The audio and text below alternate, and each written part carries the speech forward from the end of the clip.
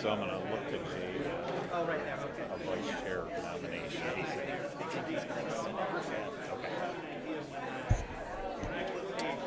Alrighty, so let's see what we got here. So not on the agenda. You know, we don't have a big load here. What is the Del Rio Trail? Which agenda item is that? Or I have an open seat.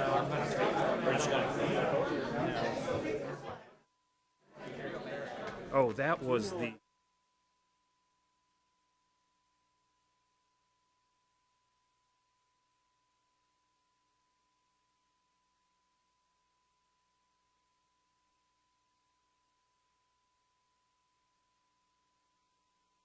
The files done.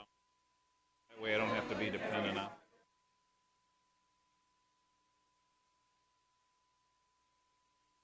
Them all so I can. Oops, that's not what I want. I use all pretty much a computer except if I'm.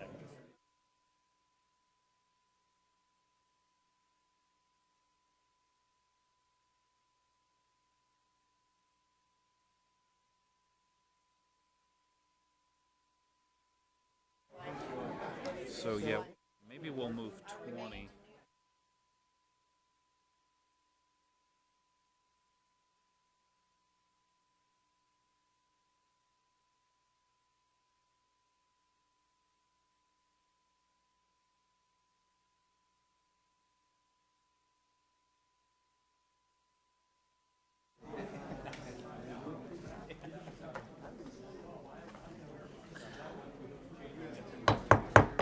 Okay, good evening, everyone. We'll go ahead and call to order the Sacramento Regional Transit Board meeting for Monday, December 11th, 2017. The clerk, please call the roll.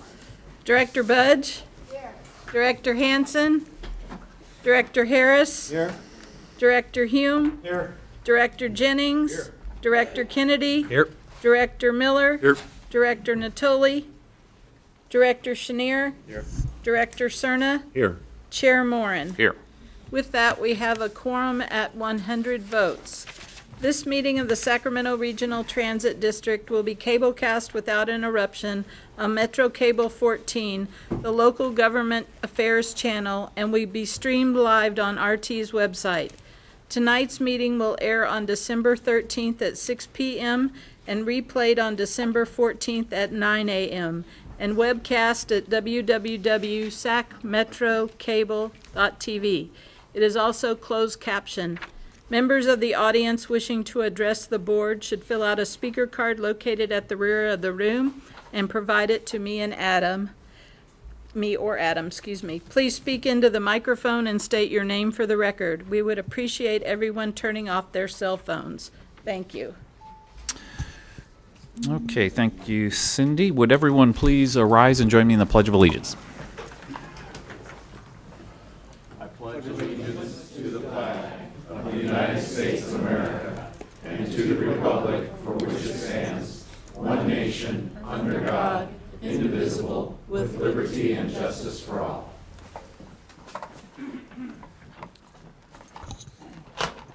Okay, first item, please. Public addresses the board on matters not on the agenda. Okay, do you have a couple of requests to speak on this item? We'll start off with Rick Hodgkins. Rick, do you need microphones coming your way? There we go. Hello, everyone. Good to see that we have a full house tonight and a full board tonight. Anyway, I just wanted to bring to the board's attention, and I already let Mark Lonergan know about this, is that on Thursday I was coming home from the Christmas tree lighting at the state capitol. Somebody parked their car near the 12th and I Street light rail station on the track, and it had to be towed away. Obviously, the car couldn't be pushed off the track, so it had to be towed. The other thing that I wanted to bring, again, Mark Lonergan knows about this, but I don't know if the board knew.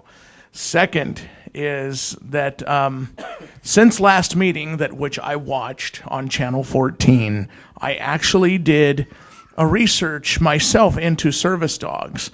And the ADA defines a service animal as a dog, of course, that can do the following. It can guide a blind person.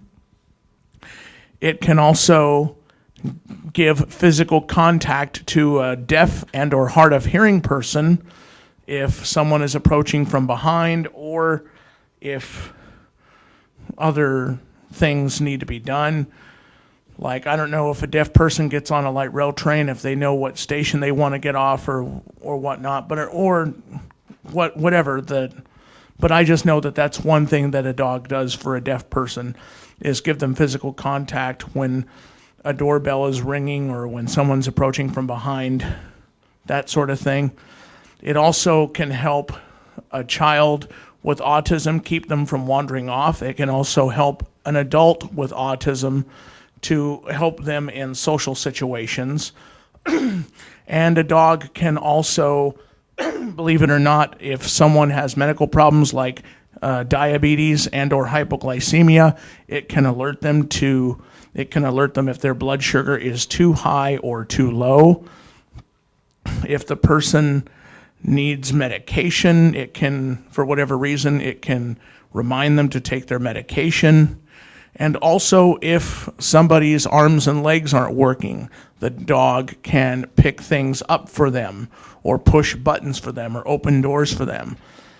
If the person's in a wheelchair. The other thing that the dog can do is, if the person's in a wheelchair, or if some dogs can even pull people in wheelchairs. You know, let's say if you have someone whose arms and legs do not work at all, and they're in a wheelchair, or they're blind. Some dogs can be cross-trained, you know, if a person has more than one disability. So just some things to look at it, because I was pretty shocked that a lot of my fellow blind people came to speak last meeting about this. So I decided to do more research. Thank you. All right. Thanks as always, Rick. Jeff Tartagia, is Jeff here? Way over here. Can we get Jeff the microphone over there? Jeff just goes by Jeff T now. So Jeff T. Would you like Mr. T? Anyway, board members, I believe you're headed in the wrong direction with going to one meeting a month. You have so many things that you are not getting the chance to hear, see, whatever for with the previous two-member meeting. I see both Steve and Don are not here. 5:30 seems to be not necessarily the best time for you as board members to get what is going on and happening. The reason I bring that up is, I have Roger beside me. How many hacks have gone on with regional transit? You guys don't know, I think, as board members. Do you?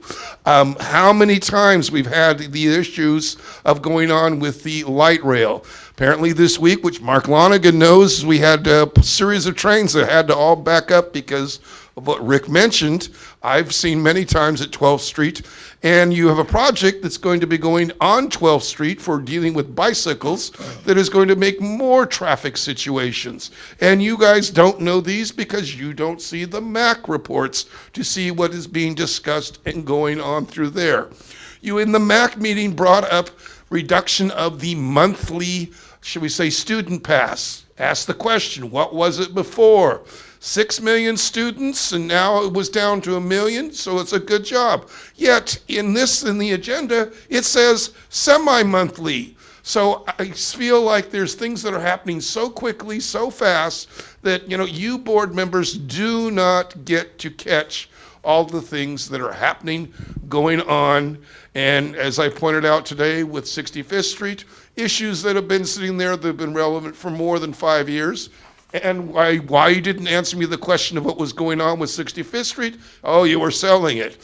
What about the 20 properties in Del Paso Heights? It was interesting to hear and learn that, you couldn't lease the property over there for going on about homeless, and maybe like Florin would be a great property to perhaps handle some homeless individuals. But no, you can't do that, even though that might be a transit related, because home ownership and transit is becoming a parallel issues. Tomorrow we'll go here when the precincts are going to be reduced from 500 to probably less than 100 distribution centers. Right now you have today to comment about the train system. Today was the day for the last time of making any public comment about that. That is $85 to $185 billion. There's going to be a lot of heavy lifting brought in this next year in the state budget. Wednesday morning, I will go hear about what's going on in the tens of the state budget. I wonder if anybody from the board is sending a delegate or somebody there to see what in the world is possibly going on with the California state budget. All right. Thanks. Thanks, Jeffrey. So that concludes requests to speak on business from the floor. So next item, please. Consent calendar items 1 through 18, noting that you have speakers on 7 and 18 only. Oh, and now 14. 14. So I will move 1 through 6 and 8 through 13 and 15, 16, and 17. Seconded by Director Chenier. All in favor? Aye. Any opposed? Abstentions? Okay, so item 7 on. Steve Miller eyed on the way out, Okay, thanks, Steve. so you know. Motion carries with 100 votes. So the first speaker, item 7, resolution approving the First Amendment to the agreement with the City of Citrus Heights for bus service. Okay, and I have a request to speak on this item, Rick Hodgkins. And Rick, the mic's coming your way. I am happy to see that this is on the agenda. I can't remember offhand that when we eliminated Bus 91, but that was one of my favorite routes, particularly when the Sunrise Light Rail Station was put in. As part of this agreement, you know, when we, as not only part of this agreement, but also perhaps as part of the route optimization, if we could have a bus that goes from, let's say, Lewis and Orlando to the Sunrise Light Rail Station and have it operate the same hours and same frequency that light rail operates under. Because the 21 does half of what the 91 used to do, and it does half of what Bus 1 used to do. There are some bus lines that are part of the route. Speaking of the route optimization, there are some bus lines that are a belt line, and it wouldn't bother me to see, it wouldn't bother me if number 1 became a belt line again, so we can have the 91 go from Lewis and Orlando and Citrus Heights down to the Sunrise Light Rail Station. That would be what I would like to see in Citrus Heights. All the other routes, the 28 goes through Citrus Heights, but that, my experience has told me, is the lowest performing. Thank you. All right, Rick, thanks for your advocacy there for those routes in Citrus Heights. So with that, no other requests to speak on that item, so I'll go ahead and move. Mr. Chair, Yes. Oh, sorry, Director Budge. thank you. A voice from above, and I couldn't find it. I really wanted to discuss this simply because 18 months ago or so, when there was a proposal to transition to only 1 meeting a month, there were a lot of board members who were concerned that that really wasn't enough time, especially given what was going on at that point in time. We were working so hard on so many of the ideas that the business committee had brought to the board, to Regional Transit, and working with the consultant to cure a lot of the things that had built up over time. And so we agreed that we would stay with the basic 2 meeting a month schedule. Looking at the list of what's being eliminated, it's obvious that every one of those is being eliminated for a logical reason. So Linda, we're just finishing up on 7, so 14, I believe, is what you're commenting on here. Oh, I'm sorry. You're That's right. okay. That's okay. So hold those thoughts. It was important. Hold those thoughts, but please don't repeat them. Chair Moran? So voice Sure. from above. Okay, so, Another voice from above. okay, there you go. Director Miller. I'd just quickly like to thank both regional transit staff and City of Citrus Heights staff for working Great. out this extension. Great. We have Yep. a few more irons in the fire we'll All right. talk about later. Good, great. Thanks, Steve. So I believe Director Jennings moved item 7. Do we have a second? Seconded by Director Miller. All in favor? Aye. Opposed? Abstentions? Motion carries at 100 votes. Okay, now we are, Now I'll next read item. item 14. Okay, Establishing the Sacramento Regional Transit District meeting calendar for 2018. okay, thank you. And I do have a request to speak on this item, and then we'll jump to Director Budge. So Sarah Kerber? Good evening, Sarah. Good evening, Board. My name is Sarah Kerber. I'm a member of SAC-TRU, and I wanted to speak tonight about reducing the number of meetings for the Board in 2018. I just wanted to reiterate the comments that we sent in our letter earlier today, that some of the concerns that we have about going to a one meeting a month schedule. One of our concerns is that only having one meeting a month leads to long agendas like the one that we have tonight with 28 items, which is twice as long as the agendas that we typically have when we have 2 meetings a month. It's very hard for the public, and I'm sure you all as well, to go through 28 items in such a short period of time. So that's one of our concerns. We also are concerned about the limit of the public's ability to participate in a meaningful way when there's only one meeting a month. It pushes deadlines for staff, and it pushes deadlines for the board to make decisions, and the public's input that is provided in these meetings doesn't necessarily have a chance to make it into that decision-making process. Part of the benefit of having public meetings is that you get input from a variety of different sources, and that makes for better public policy. So we're concerned about the reduction of the meetings to 1 month because of that. And our final concern is that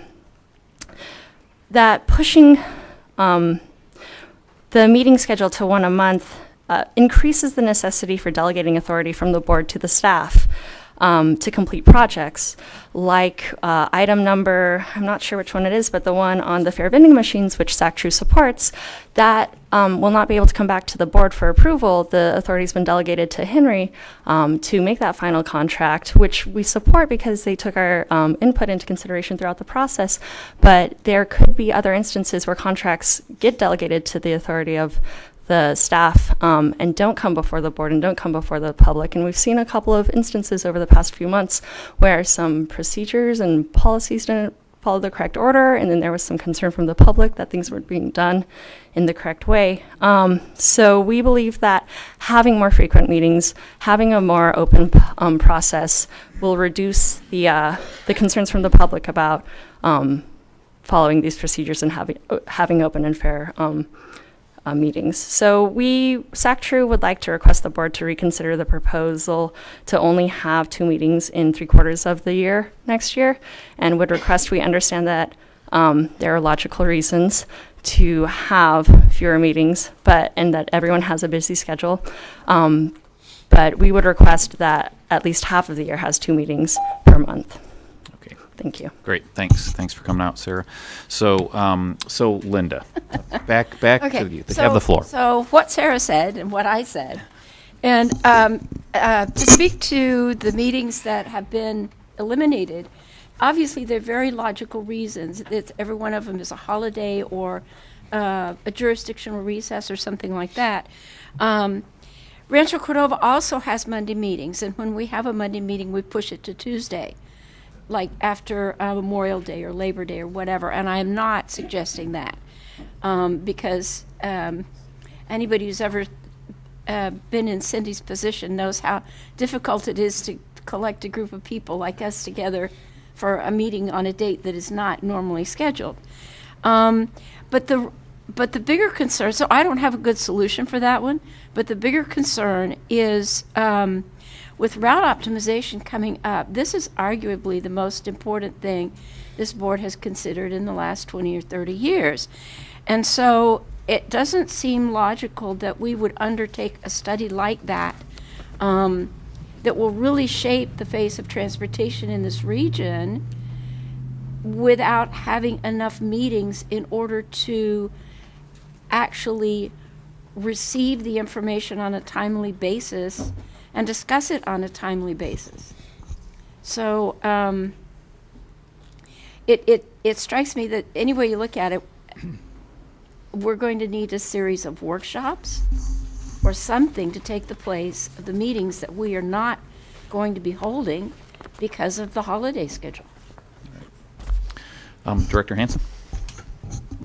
Yeah, I just wanted to ask a follow-up question. So if there's a need to, this is the calendar we're adopting now, but if there's a need to add a meeting back in for a special circumstance, I believe that the general manager and general counsel can call a meeting, a special meeting. Is that correct? You want me to answer? Or the chair, I guess, would do that? Chair would call. The chair would call a special Policy meeting? calls for the chair to call a special meeting. I continue to be of the belief that more meetings doesn't necessarily mean a better result. And almost all of our JPAs meet on a monthly basis. Very few of them meet twice a month. And I think that what we're trying to do here is use our time more wisely. So I have a slightly different view than my colleague from Rancho Cordova.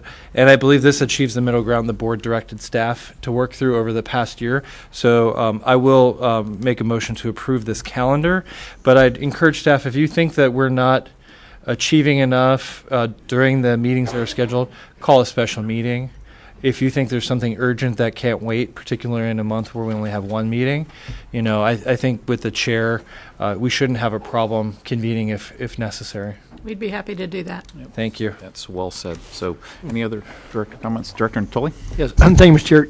I just wanted to make one observation in that most of these get us at least within the month framework, but the one and recognized obviously recesses and summer breaks. But I guess when I look at the June meeting and then the one in July, that's almost a 6-week time of intervention there. It's at the end of the fiscal years, and I guess it seems to me that in times past we've met that fourth Monday of June, because I know some of us have been on, even though we've been out of board session, have made a point of being here for that last June meeting, recognizing then it's another month. And so I guess I'm curious about that 6-week gap in there during a time when obviously you're buttoning up the fiscal year, but you're in the middle of obviously certainly a summer season. But that's a pretty big gap in that gets us well off of a monthly schedule. So I guess I'd like to know Henry's thoughts on that. Yeah. Actually, staff feels sometimes if there's some significant projects, programs going on, it would be good for board to appoint a subcommittee to discuss this. For example, route optimization project. If a board can appoint a subcommittee to work with staff, spend as much time as we need. That would be probably even better, serve the purpose. And the question Director Attorney just mentioned, if before approach that June time frame, at that time we need to approve the budget or whatever. If we feel we need a special board meeting, we would like to request a chair in advance to have that type of special board meeting. So with the special board meetings and the subcommittee meetings for some specific important projects, that probably is a good balance. Staff spend enormous of time to prepare for this and to answer questions from the public and talk to the constituents, the stakeholders about different topics. We try to find a balance, what I'm trying to say. Okay. Yeah. Okay. Any other director comments? Okay, so we have a motion on the floor by Director Hansen, second Director Chenier. And so I suppose, the sensitivity at this board as well as staff is to not be shy about, spinning up a meeting if there's a need. So I think that message was loud and clear. So with that, all in favor, signify by saying aye. Aye. Any opposed? I'm opposed. Okay, so the noes are Director Hume, Director Budge. Yes. Any abstentions? Okay. Okay, so motion carries at 86 votes. All right. Next is item number 18, resolution amending the delegation of authority to the general manager CEO to enter into a purchase and sale agreement between the Sacramento Regional Transit District and Symphony Development for the sale of 65th Street property located in Sacramento, California. Okay, thank you, Cindy. So we have a request to speak on this from the public, and that would be Jeff T. over there. So we can get the microphone there.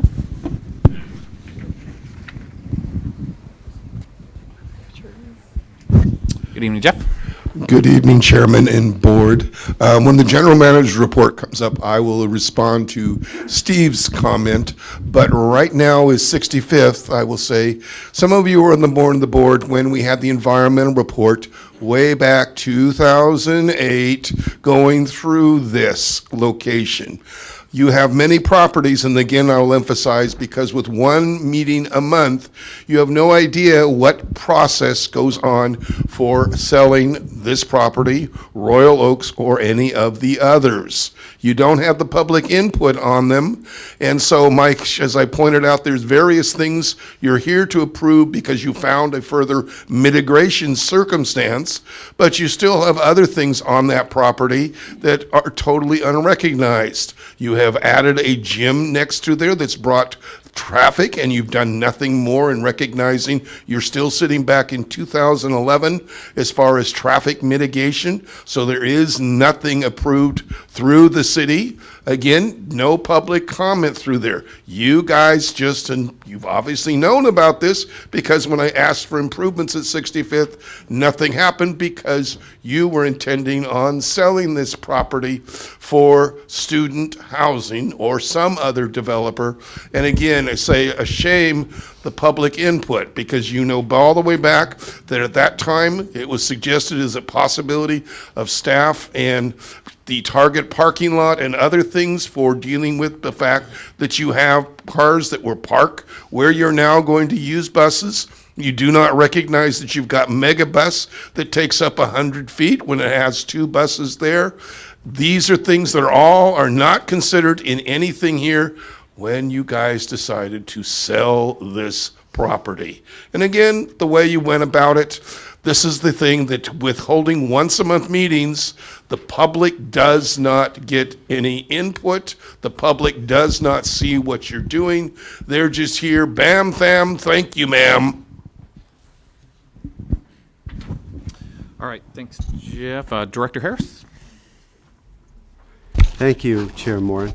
Actually, this item has been on the agenda at least 3 times that I recall, maybe 4. So there's been plenty of time for public comment. You know, this property has been subject to sale numerous times since the early 2000s.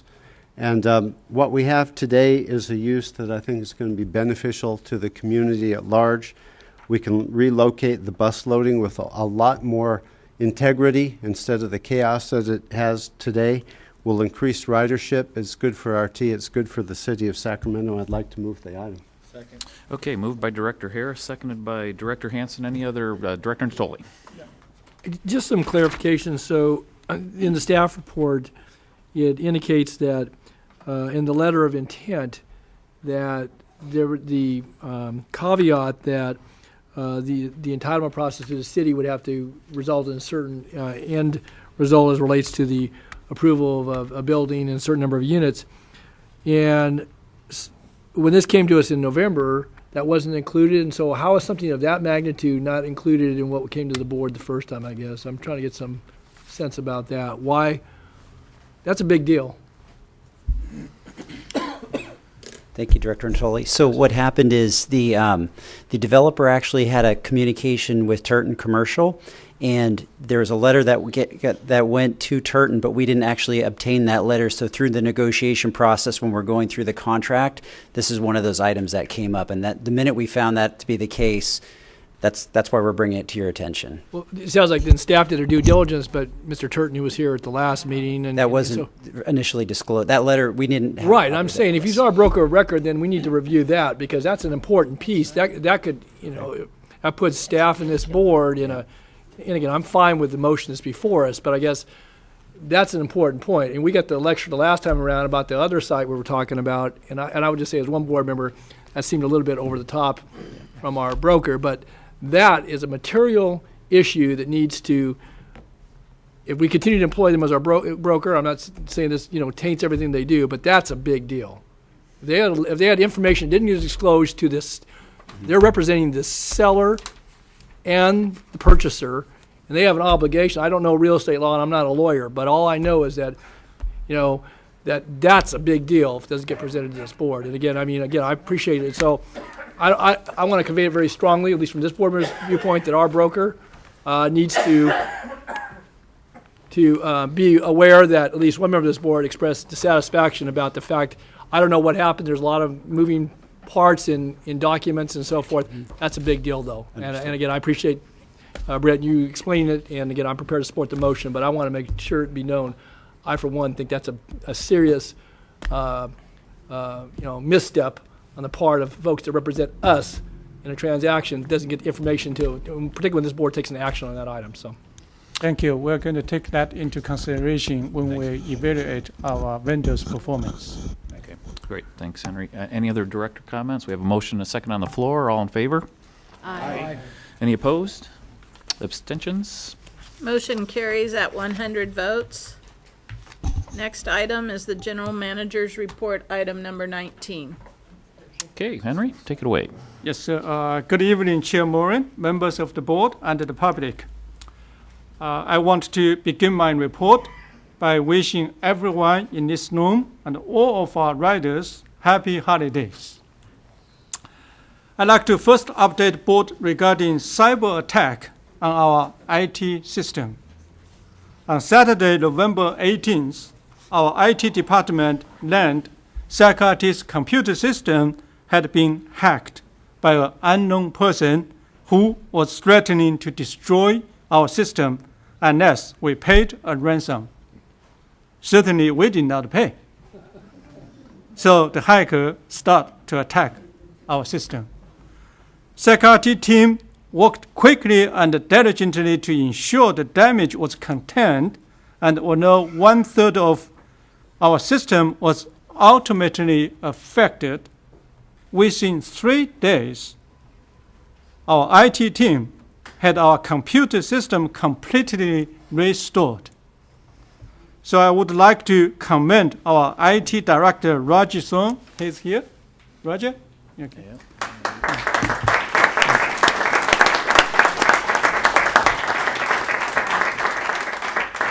And his team for the tireless efforts to ensure no data, especially no financial information, was compromised. And our system security remains the top priority. Currently, we are collaborating with various levels of law enforcement as they investigate the matter.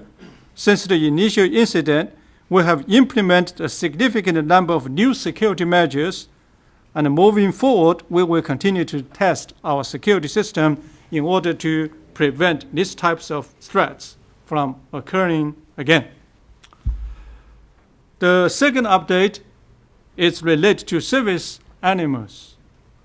At the November 13th Sacramento board meeting, members of the public addressed the board about the challenges faced by riders who require service animals to access our system.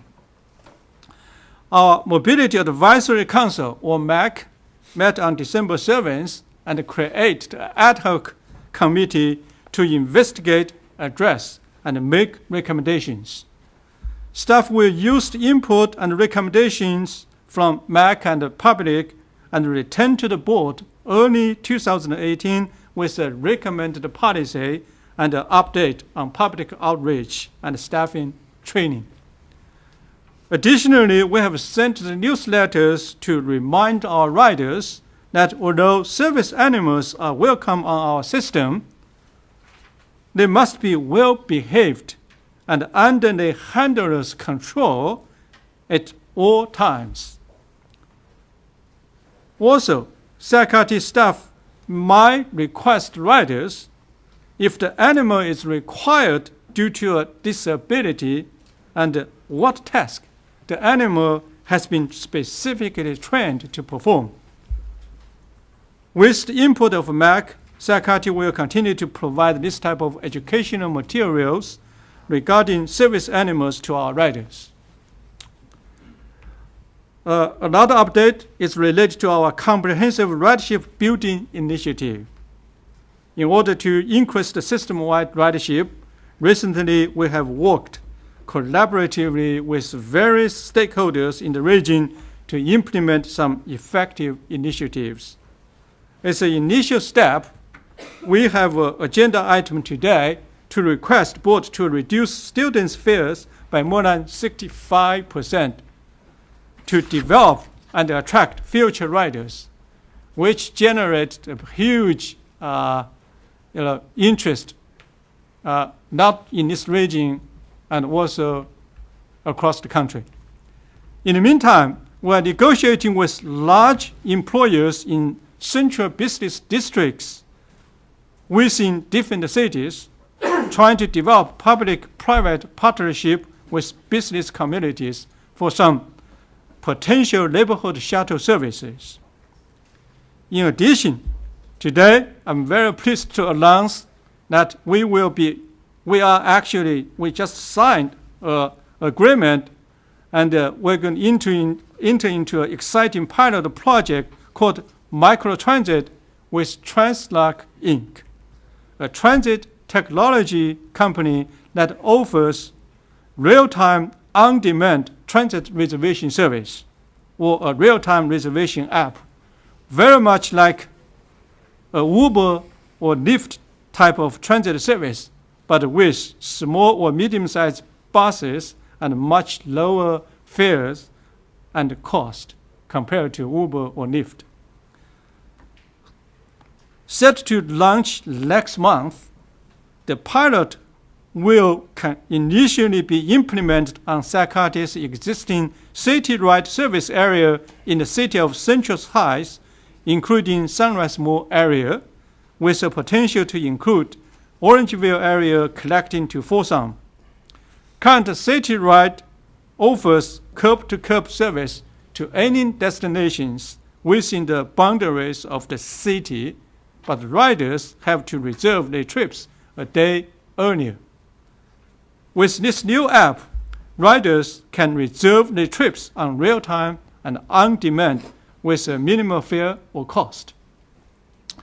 So we believe this microtransit, real-time, on-demand, or demand response transit pilot project could provide much increased flexibility and a greater customer convenience compared to our fixed route system, which is likely to be the future of transit industry along with autonomous vehicles or buses. If successful, this effort could be replicated in other parts of Sacarte's service areas. The last but not least great news is on December 16th, the Los Natomas Transportation Management Association, or TMA board, voted unanimously to move forward to negotiate with Sacarte a new 5-year contract for Los Natomas bus service. The new contract will include 2 new additional express bus routes to downtown Sacramento and 8 new 32-foot buses. Sacarte was the finalist of 7 proposals, including several highly competitive private transit service providers. I would like to express our sincere appreciation to Ms. Becky Hayek, the TMA Executive Director, the TMA Board, and especially Councilwoman Angelique Ashby for the wonderful partnership and for providing another great opportunity for Sacarte to continue to serve the residents of Los Natomas. Before I ask Brandon Berlinger, Neil Nancy, Lisa Hans, and other team members to make regular updates to board, I would like to recognize and thank Becky for her renewed confidence in Sacarte as we enter a new chapter in Sacarte's history, and thank her for her great vision and leadership in the community and her long-term partnership with SAC-IT. Becky is with us tonight, so I would like to invite her to speak in front of the board. Thank you, Henry. Good evening, board. We do have renewed excitement going with RT for the next 5 years. We've been with RT for the last 6.5, and so we have high hopes with Henry on board, and I thank Henry for his conversations this year toward our future. And to Mark Lonergan, we've had so many conversations this year, and Director Cerna for his early ongoing conversation as well. I want to compliment RT staff for the hiring of Alva Carrasco.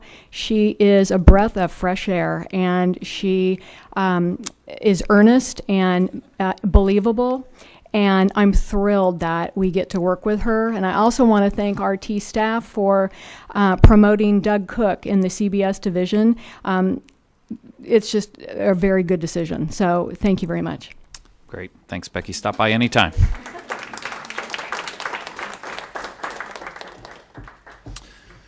Okay, so with that, Brent is up.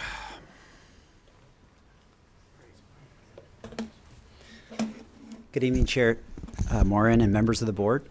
So I'll be presenting the October 31st, 2017 month-end financial results, and we had a great operating results for October. We ended the month with a positive net operating surplus of a little over $800,000. You'll see right down there where revenues exceeded expenses. This brings the total surplus for year to date approximately at $1.6 million for just 4 months of the year already. So this is great from a budget to actual standpoint. You can see on the fair income, we're pretty much on target. Where we really exceeded was expenses. We were actually under budget significantly, and that was a great job by RT. And although the results are really good, I think we still want to caution that we need to keep expenses under control, because starting in July 1st of 2019, we'll still have our debt service payment that comes due. So if you recall back, we deferred that for a few years when we got the TCRP money, and that payment is about $3.5 million. So what we want to do is always make sure we're having this building of a reserve, so when that comes due, we're anticipating that kind of expense. So that's just keep that in the back of your mind, and that's what I keep in the back of my mind as I'm preparing the financials. The next category we like to look at is the fair revenues. How did we do this month compared to our budget? You can see we're a little under budget by about $200,000, a little over $200,000 for October. Year to date, we're also under budget, and we know that this has been kind of an area of concern. We've seen ridership decline. We've also seen our fares decline. One thing we've noticed, though, with fares, what's different is people are shifting over to electronic fares, and we've talked about this at other board meetings. When you shift to electronic fares, their buying patterns change. So the positive side of that is eventually we're going to see a better match of revenues as compared to a ridership, where in the current model where you do prepaid, they buy a lot of media up front, and we recognize that initially. In this new model where they're buying and using as they go, it's a better match. So that's some positive things there to think of. Okay, on the fare box recovery ratio, that's the other area that we really look at. And one thing that you'll see is when we compare our actuals to budget on a percentage basis, we're doing fairly good. We're almost getting to that budget amount. And the one thing when I look at this number is I look at fare revenues first, and if we're under in fares, you expect to be significantly under in fare box recovery percentage. The reason why we're doing so well, though, is our expenses are being held. We're keeping expenses under control, and that's allowing us to hit that target of 20.5% year to date. The other reason why I'm bringing this up right now is you'll recall our fiscal policies. We mentioned that we wanted to achieve that goal of striving for 23%, but with this renewed focus on building ridership, that's going to probably be a little bit more challenging. So what we're going to do is in the future, we may come back to the board with some options on reevaluating that targeted percentage and see if that's really realistic under this new initiative. And then finally, we have ridership. And so what we have here is you'll have the October results. You'll see we're down about 4% compared to budget for October. Year to date, though, we're flat compared to budget. But what's the concerning factor here is when you compare this year to last year, the last 2 months, you'll see a change from last year to this year of about a a good percentage, is less than 10%, but still a good percentage that we're worried about.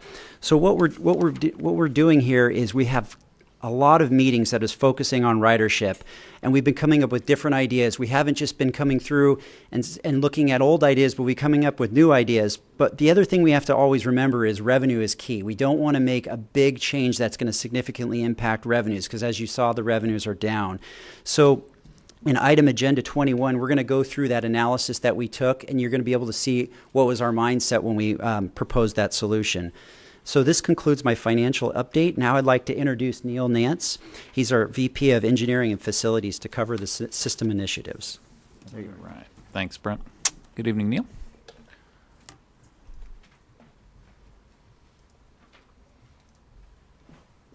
Good evening, Chairman, members of the board.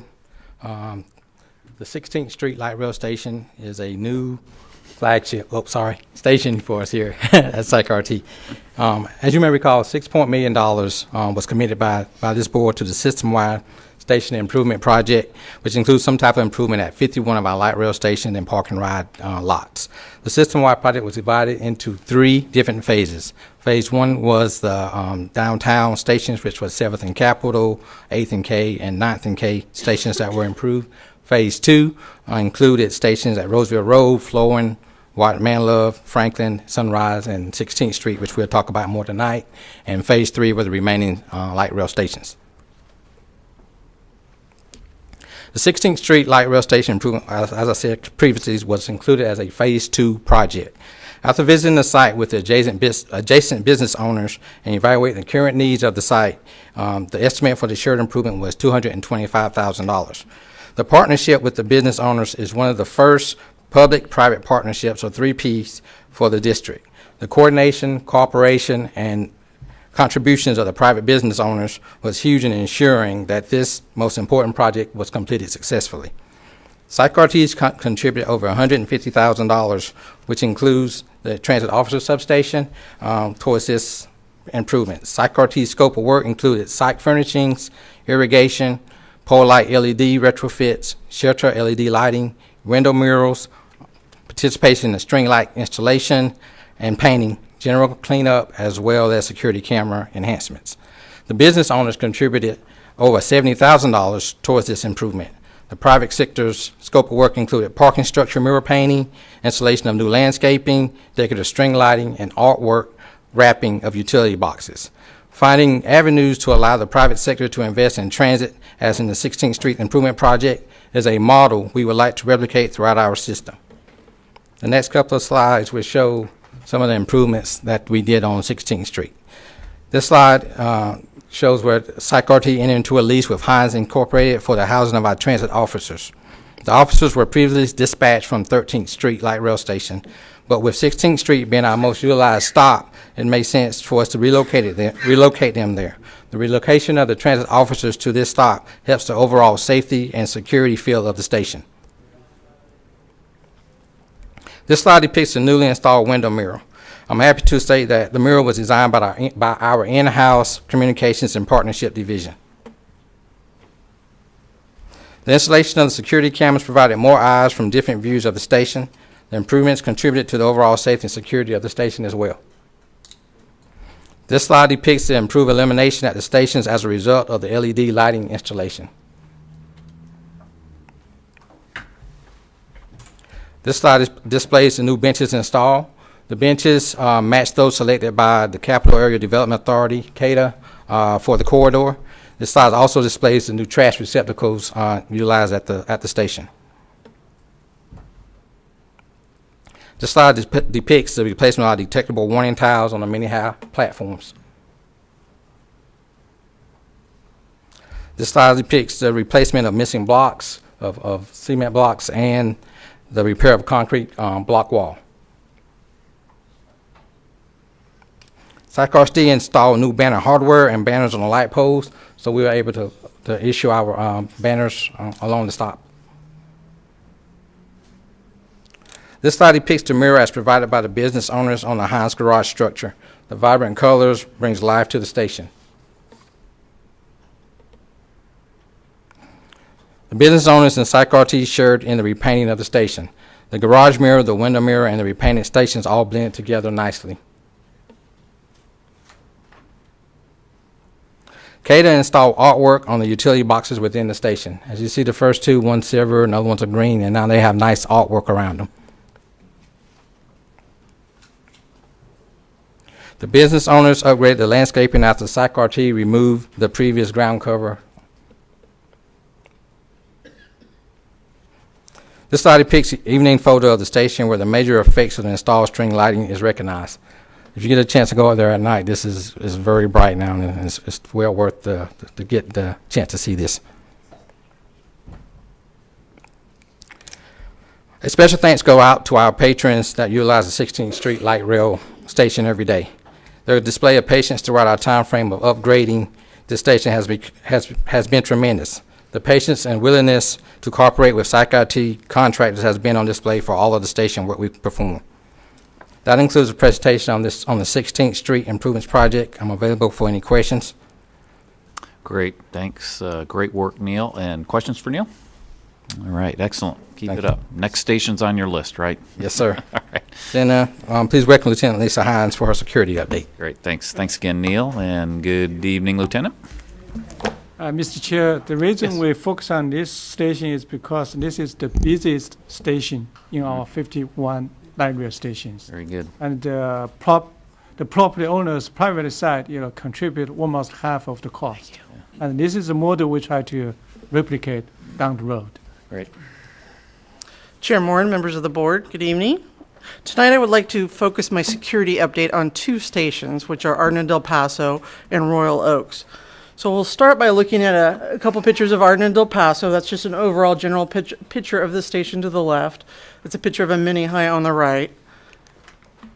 And then this is where the buses pick up, which is always a pivotal area for us at the Arden and Del Paso station.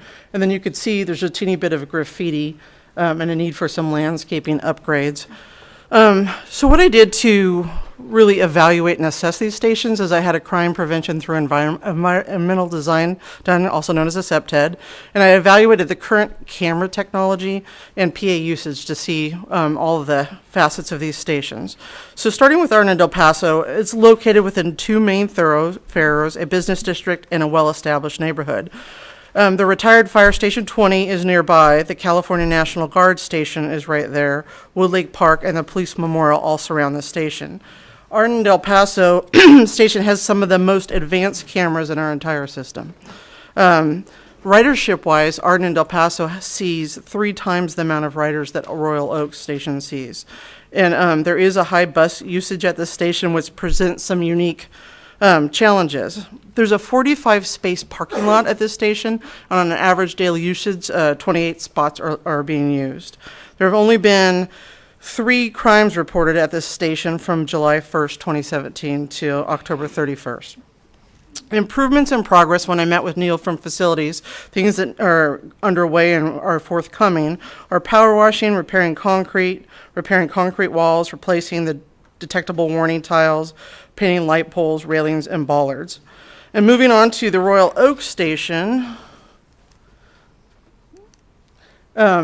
here again is an overall picture of the station, and you can see the landscaping. Some concerns we had obviously are this trash can and the need for some increased painting and improvements. So just like Arden and Del Paso, Royal Oaks was built in 1987 and is located among a main thoroughfare, business area, and established neighborhoods.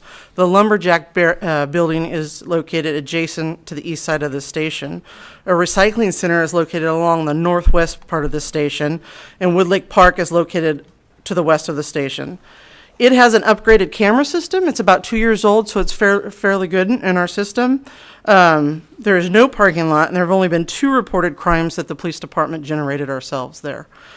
Improvements in progress that facilities are working on are repairing the concrete wall, repairing tree wells, replace display case panel, repair concrete walls, replace signage, paint light poles, shelter, railings, bench, and bollards. So one of the things I wanted to make sure I did to be completely comprehensive, this is located within the city of Sacramento, so I reached out to the area captain to ask her if she's focusing on any of her efforts on these two stations, and she is. So she created an impact team for her North Command, and she just stood that team up, and they work Monday, Wednesdays, and Fridays, and the impact team, just to remind folks, is to work with homeless outreach, to have different resources available to homeless population. So they work Monday, Wednesdays, and Fridays from 6 to 1, and then they also have the SAC PD overall impact team that can help them in that team. Additionally, in that immediate area, she's added bicycle patrols on Tuesdays, Thursdays, and Saturdays. So she's really increased the presence of Sacramento police officers to this area, which only is a positive for us as well. My response, or Regional Transit Policing response, is 2 of my officers have adopted the stations, which predominantly means that they do frequent visits to the stations, and they use Alert SAC-RT to report any kind of things that need to be fixed that goes directly to facilities. Another thing that they have done is had many blitzes at these stations, impromptu times where they go and check fare and check ridership. I also asked Paladin, who we work with, to increase patrols in and around the area, but specifically at the lumberjack buildings. So they nightly check the lumberjack buildings, and then they report to me if there's any issues, and then I report that to facilities. We obviously have additional transit agents on trains that are riding through that station, and then I also have transit agents that stop at those stations more in a security aspect. And that is Monday through Friday, 5 a.m. to 12 a.m., and Saturday and Sunday, 1:30 to 12 a.m. Lastly, both stations have heavy PA enforcement, which is extremely helpful. Great. Thank you, Lieutenant. Any questions for Lieutenant Hins? All right, very good. Next, I would like to introduce Chief of Safety, Rob Hoslett. All right. Evening, Rob. Chair Moran, members of the board, thank you very much. I came here today for more than anything else just to give you a brief overview of what we do in safety. I don't think we've had a safety person stand up here in front of you and talk. So just real quick, I wanted to say, again, my name is Rob Hoslett. I'm the Chief of Environmental Health and System Safety. I've been with RT for almost 23 years. I've moved through the system from an entry-level position right out of college all the way up to the chief position. I have 2 employees working for me. One is a senior safety specialist who's been here for a little more than a year, but he has 25 years of safety background through major projects and construction and those kind of things. I also have an entry-level safety person fresh out of Sac State. She's here, she's smart, she's motivated, ready to work. We've got a lot of good projects working for that. Here, the 3 primary focuses we deal with are regulatory agencies, which are the California Public Utilities Commission, Cal OSHA, and Sacramento County Environmental Management Department. The Public Utilities Commission deals primarily on the rail side of things, and with that we deal with inspections, we deal with audits, we deal with system safety programs, we also deal with accident investigation.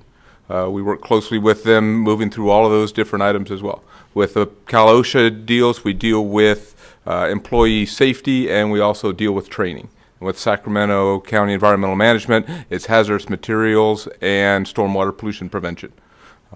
Once again, we work closely with all those. There's a lot of other things we do. I just wanted to make it in a quick nutshell. We're there. If you guys don't have any other questions, I'm always around, and I look forward to working with you much more in the future. All right, great. Thanks for the introduction there. All right, I do have a couple requests to speak on this item. Let's see, Jeffrey Tartagia. So we'll start with Jeffrey. After Jeffrey is Mike Barnbaum, and after Mike is Rick Hodgkins.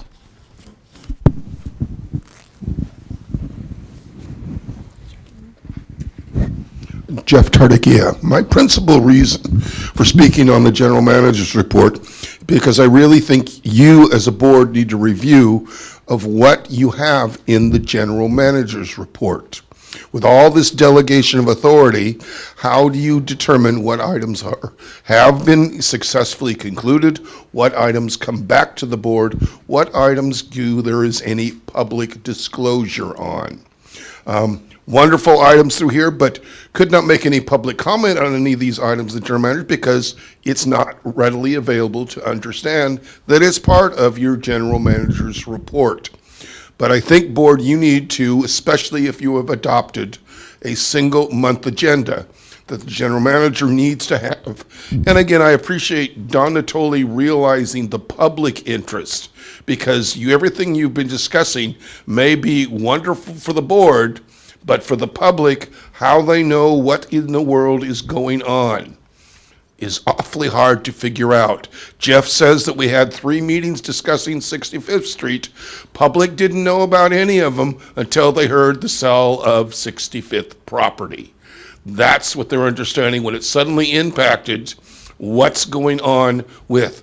These are things that, like, hey, Henry's got some more meetings coming up. Henry's also got I believe a new from Canada, light rail station. I hope that it is Wi-Fi compatible so we can see because one of the principal issues with using the Connect card and light rail is, hey, I'm on it and I can't get the things to work. It should be in every other public transportation system. The light rail vehicles have those means. But again, I will say to your general manager's report, you guys need to see what is the information that needs to be provided accessible to the public. Remember before, in several general managers back, what some of those reports provided. Right now, what does the general manager's report tell the public? You have some information. What does the public informed about? Okay, let's see, Mike. And after Mike is Rick Hodgkins. Good evening, Mike. Good evening, Chair Moore and members of the board. Mike Barnbaum, I'm the head of Ride Downtown 916. So one thing I wanted to add into the general manager's report is you notice in the report each time it's presented there is an RT meeting calendar. So in lieu of not having a board meeting on Monday, January 8th, I would like to add into the meeting calendar, save the date. The next public open house for the Reimagine Watt I-80 project is going to be on Wednesday, January 10th. That will occur at 5:30 p.m. And the location of that is the North Highlands Community Center on Watt Avenue between Carl Drive and Freedom Park Drive. It's accessible via RT route 19, 80, and 84 if you are going to head to that meeting. Again, that's Wednesday, January 10th at 5:30 at the North Highlands Community Center. Walk Sacramento has put out a bulletin today that in case anybody missed the November meeting and the walk audit recently, you can go online and take an online virtual open house through the end of December. There are many concepts being studied, including but not limited to station enhancements, improvements on Watt Avenue, and my favorite that I worked on back in August, thank you, Mark Lonergan, same level transfers through bus route relocation. I think that's picking up some steam, but we'll wait till we get to the item when your board should have it in the first quarter of 2018. In the meantime, thank you, Captain Hins, for the report about Arden Del Paso and Royal Oaks.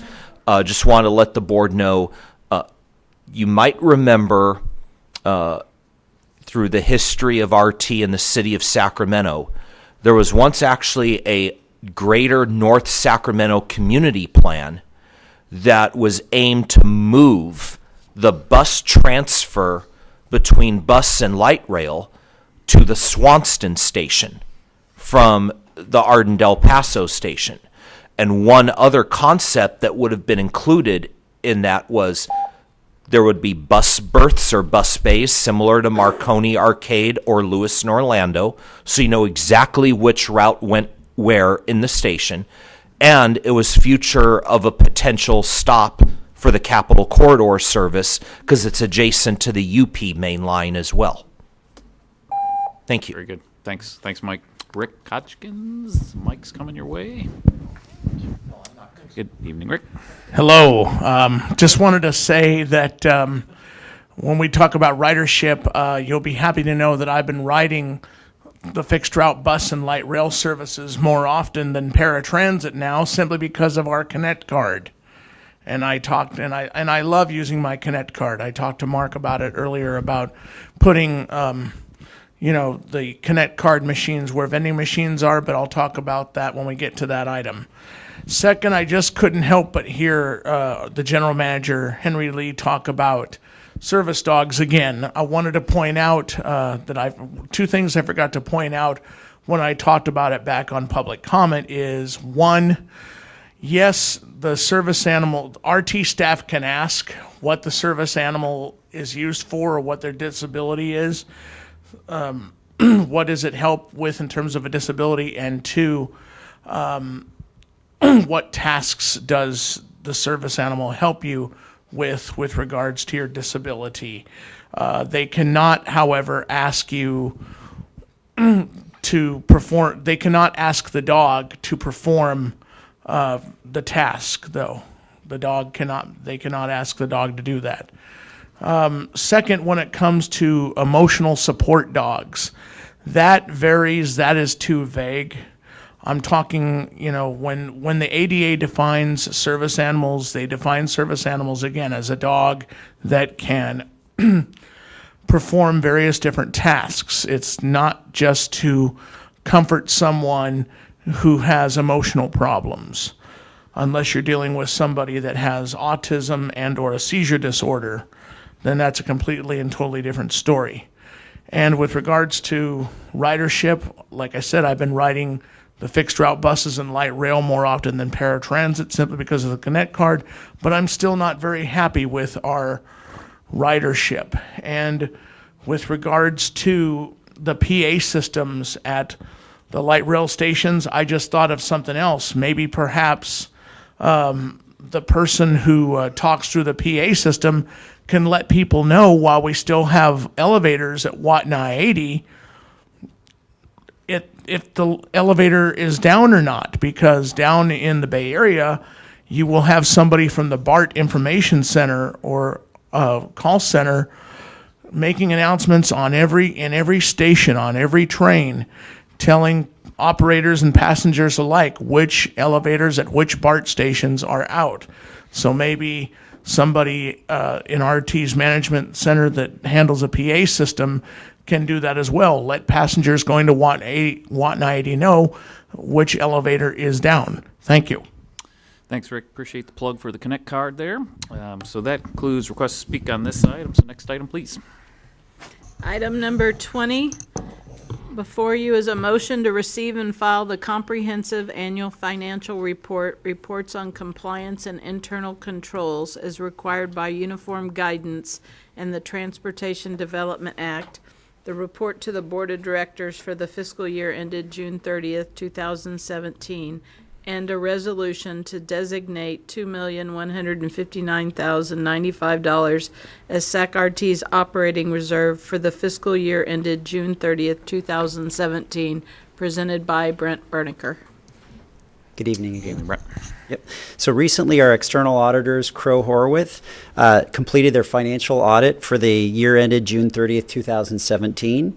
Crowe has been auditing us now for about 3 years, and they're a national firm with transit expertise. The audit partner's name is Scott Nickerson. He's here today, and in just a few minutes, I'll introduce Scott, and he can give you a little bit information about the audit and his observation. I'll just go ahead and provide you with 3 simple points. The first one is we had a clean audit report. It's considered unqualified, which is good. There's no management comments, and there's no federal compliance findings. The next slide. The next slide basically goes through the operating results. The audit covers both the operating and capital results, but I'm just focusing on the operating results right now, and you'll see right away that the year-end fair revenues came in at approximately $30.5 million. Operating assistance was $131.6 million. Operating expenses were approximately $159.9 million, creating a surplus of approximately $2.2 million. And then if you look at what the operating reserve was last year, it started out at $3.1 million approximately. The new surplus of 2.2 million gets you to a final operating reserve around 5.3 million, and RT still holds a cash claims reserve of approximately 3.2 million. On this final slide, I'd just like to point out that although we're building these reserves, we're still short of our total operating reserve estimated target of 20 million, and we continue to work with this line of credit of 29 million. So we just need to keep focusing on, increasing revenues and keeping our costs under control. And that concludes my presentation. Now I'd like to have Scott come up and, there you are, Scott, and address the board. Thank you. Good evening, Scott. Good evening. My name is Scott Nickerson. I'm a partner at Crow Horwath. We have offices here in Sacramento as well as across the country. As Brent mentioned, we do work with a large number of public transit organizations across the country, including Oakland, LA, Foothill, San Bernardino, as well as Dallas, Atlanta, Chicago, Miami. So several of the larger systems across the country. I think what that does is helps us to work with Brent and his finance team to collaborate throughout the year, so we have such clean results as Brent presented. He stole my thunder. However, I think what's the best part is that collaboration throughout the year to address issues as they come up rather than waiting for issues at the end of the year. I think one of the things to think about when we think about the audit, a lot of the focus that Brent had was on the financial results. As the auditor, our primary focus is on the quality of financial reporting and the quality of internal controls that are designed and implemented to end up with the results that you have each year.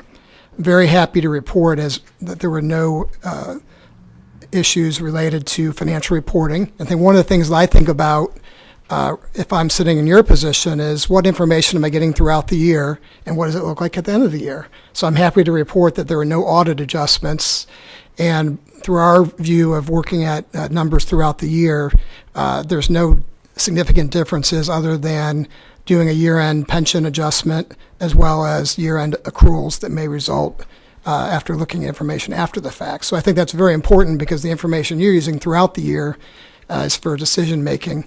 The other thing I'd like to point out about the financial audit is that financial audit as reported is not always conducive for managing your day-to-day operations. And so one of the things we emphasize is that this is a summary of your results that is available to external parties. However, it's not a tool to use for your day-to-day or budgeting process.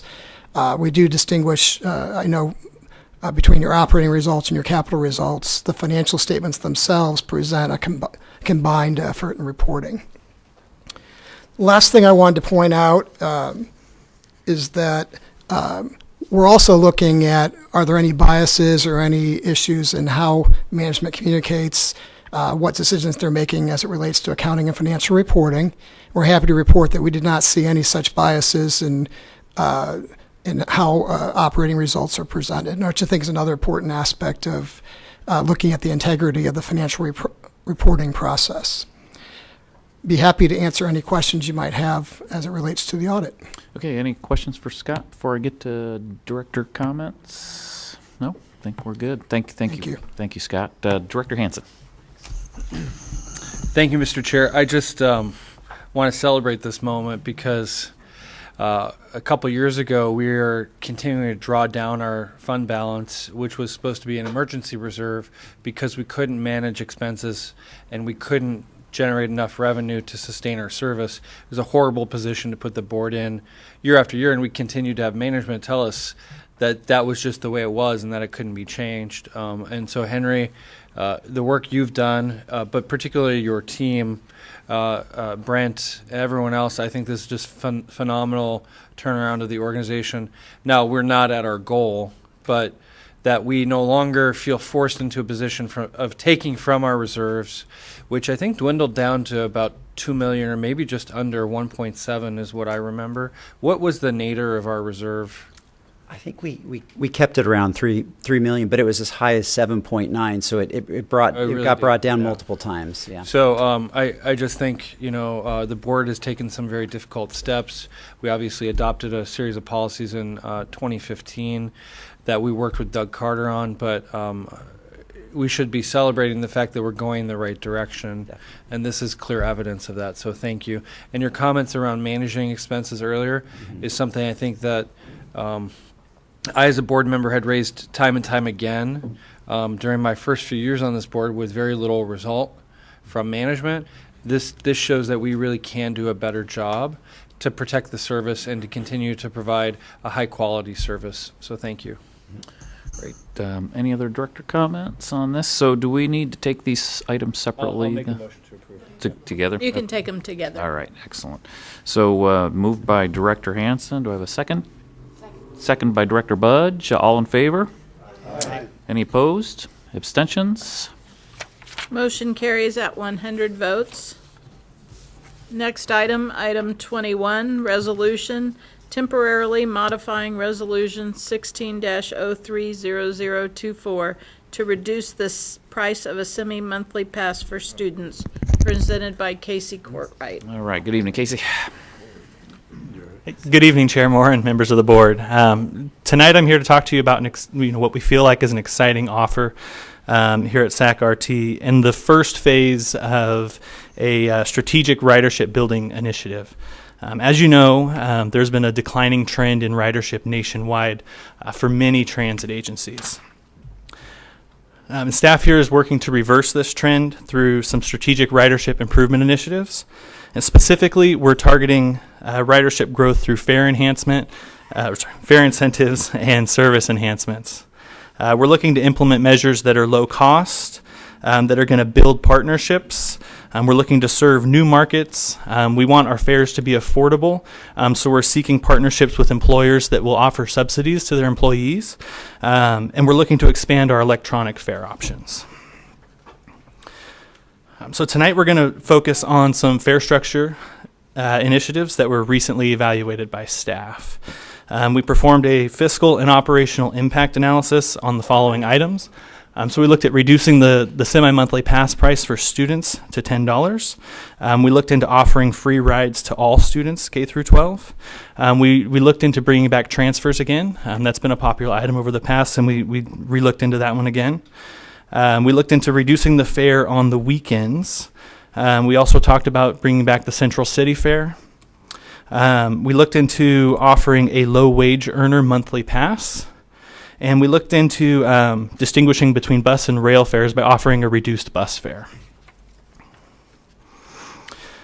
To evaluate these criteria, a set of guidelines were set to measure the effectiveness of each fare alternative. Now, while these values were not set in stone, they were used as general benchmarks in evaluating the merit of each option. So we were looking for options that were going to generate ridership growth of greater than 200,000 rides per year. We wanted to have a fiscal impact of less than $500,000 per year. That leads to a cost per passenger of hopefully under $2. We wanted something that was easy to implement and understandable to our customers. Some of the fare alternatives that we looked into were exotic, I guess, and they were very complicated, and while maybe had some merit to them, we wanted something that was understandable. And we also wanted to target demographics and needs, so specifically our low-income fare categories in this case. So based on the ridership criteria that was displayed there, it was becoming increasingly clear that the most efficient way to generate new ridership was to begin looking at fare reductions for students. So before we decided to single out students for a fare reduction, we thought that it was important to do an in-depth look into each of our major fare categories here at SAC-RT. So typically we report on 5 fare categories. So our basic riders are just our full fare paying adults. They make up by far our largest ridership category. We also have students, that's K through 12, seniors age 62 and above. That includes our super senior group of 75 and above, persons with disabilities, and then we have a fare category for other. Now our other fare category is made up primarily of contracted fare revenues, such as like Los Rios, CSUS, and those groups tend to not be impacted by fare structure initiatives, so they were excluded from the rest of the analysis tonight. So the first step in evaluating these fare categories was to research ridership in each of them. We took a 15-year snapshot of ridership here at RT to get a good comprehensive look at our own history as it pertains to each of those ridership categories. And we can draw three quick conclusions from the chart here. The first is that the ridership really peaked in 2008, 2009, especially in our basic fare category. That was due to a lot of external factors. We had really high gas prices. We had some freeway construction and stuff that caused traffic congestion that really drove riders to SAC-RT. Second, we can see that student ridership peaked significantly when fares were deeply discounted from 2002 to 2005. And third, important to note on this chart is that ridership amongst the seniors and those with disabilities remained relatively flat and unaffected by changing fares and service levels compared to the basic and student ridership groups. When considering sensitivity to fare change amongst the four ridership groups, it's important to know and understand how each is impacted by transit fares. So our basic riders tend to be split into two main categories. We have commuters and non-commuters. Our commuters, while they may have additional income, they tend to be impacted by fare changes because they have alternative modes of transportation. Our non-commuters, they're a very high percentage low income and can be quite sensitive to fare changes. Students, believe it or not, are kind of a combination of the two. One, we find that our students are always when we do Title VI studies, our student group is always the highest percentage low income of any of our fare categories, but they also have alternative options for transportation, especially to and from school. And when you consider how close a student lives to school, walking becomes an option, carpooling becomes an option. Even low-income families can tend to drive their kids to and from school because they're only making a trip of a mile or two each way. And so as displayed on the previous slide, it showed that seniors and those with disabilities appear to be less affected by fare changes than the other groups. And what we found is that rider subsidies really lead to this. The seniors and those with disabilities tend to pay a lower out-of-pocket fare than our other ridership categories. And so fare subsidies are generally offered to riders through either their employer or another social service agency, and they reduce the out-of-pocket cost to the rider. The chart here displays the portion of fare revenue that is actually paid by the rider versus the portion of fare revenue that is paid for by someone else. So when looking at each fare category, we can see that the basic fare category typically pays 69% of the transit fare revenue that is collected by RT. 69% of that comes directly out of the rider's pocket. Seniors, that percentage is 62%. Those with disabilities, 49%. But students, on the other hand, there's a stark contrast there in that students are paying 90% of their fare out of their own pocket. There's very little subsidies within our district that are offered to students.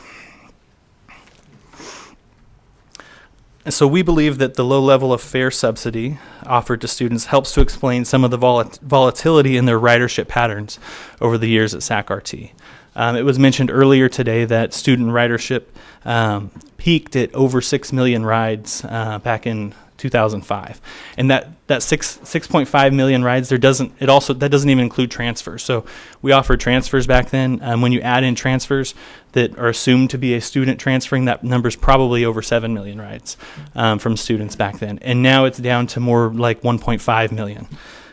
So there's a strong correlation between when fares were lowered from fiscal year 2001 to 2005. The student fare was dropped from about $27 back then down to $15, and that correlated with an immediate impact to student ridership. It began to grow right away and peaked again in 2005, right at about the time when SAC-RT began increasing student fares to bring them back in line with our other fare categories. So in conclusion, staff believes that the best option on the table of the fare alternatives that were evaluated would be to reduce the semi-monthly pass price for students from $27.50 to $10. We believe this because it's going to give us the highest ridership increase with the lowest fiscal impact. We're looking at generating approximately 265,000 new boardings over a year at a cost of less than $200,000 to the district. This is also going to be able to benefit our disadvantaged youth. We know that they're a high percentage low income. We also have a shot here to generate some long-term riders, lifetime riders here at SAC-RT. This is something that we can implement immediately. We'll talk about that in just a second. And we also have a historical proof of concept here at SAC-RT, where we did this ourselves years ago, and it had a great impact for our students, and we think we can do that again. So as for the timeline for implementation, we'd like to make this, assuming this is approved tonight, we'd like to make this effective immediately, beginning with January pass sales, starting as early as next week. We would be offering them at the new price. We'd like to come back to the board with quarterly ridership updates to document whether or not this program is working again with our students. And to ensure that that's happening, we're going to have some very robust marketing efforts to go along with this. We're going to be reaching out to schools and parents. We're looking into some radio advertising potentially, social media, and on our website. We've also already seen some positive feedback from some news media outlets and stuff just from the agenda that's gone out. And so we really want to get this pushed out so that we get these students on board right away. So finally, the recommended action tonight would be that the board approve the fare reduction for the student semi-monthly pass to $10. We're looking at a 6-month trial period for this. The fiscal impact of this this offer would be approximately $100,000, and staff would be returning in late spring with Title VI analysis and a long-term recommendation on the program. So that concludes the presentation. Do we have any questions? Okay, great. I do have a request to speak on this, so if you'd like, we can get Mike Barnbaum here, and then we'll bring it back to the directors here and bring Casey back up. So good evening, Mike. Good evening. So the approach tonight, want to talk about two different things under what was discussed in the presentation. Experience with this and something that was touched upon in the first slide in the very beginning of the presentation. With the experience, the Placer County Transportation Planning Agency and their respective transit agencies do a summer youth bus pass. For the months that students are out of school in their area, they offer a $10 all summer youth bus pass. This has been presented many times before the Roseville Transportation Commission, and the program there is very successful. Seeing that the recommended action is to do a $10 monthly bus pass at RT, but just for a 6-month trial period. I would strongly recommend during the trial period, if your motion is to approve this at 100 votes, to add a friendly amendment to look into the Placer program and what they do in the summer months, and maybe bring some information back to this board at the appropriate time. Second thing was in the first slide was potential ways to increase ridership is through partnerships with businesses. So we were very active in our grassroots organization at Ride Downtown 916 and through our partners at Crown Downtown and through the City Council about the project of building the Golden One Center, a renewed downtown, and so on and so forth. What we've come to learn is that while ridership has been increasing with the relocation of the facility from North Natomas to downtown, what we've come to understand is the operating cost of the additional service for any and all events that are at 10,000 or more spectators. There is no public-private partnership going on for the operating cost. What we're understanding is that for all the special trains, RT is accepting all the additional operating costs coming through. Going forward, there's a big meeting Thursday in New York of the MLS Board of Governors. We should know next week or two if we're awarded an MLS franchise. What we strongly encourage is that the staff and board work closely with Sacramento Basketball Holdings and Sacramento Soccer Entertainment Holdings to develop a business partnership that would get operating costs divided by percentage. So any extra service is not 100% borne by RT, but the businesses too. All right. Thanks, Mike. Thank you. Okay, I have no other requests to speak on this item. Director, comments, questions? Director Chenier? Thank you, Chair Moran. So I'm pretty excited about this. Been talking about this for a long time. 4 points I want to make.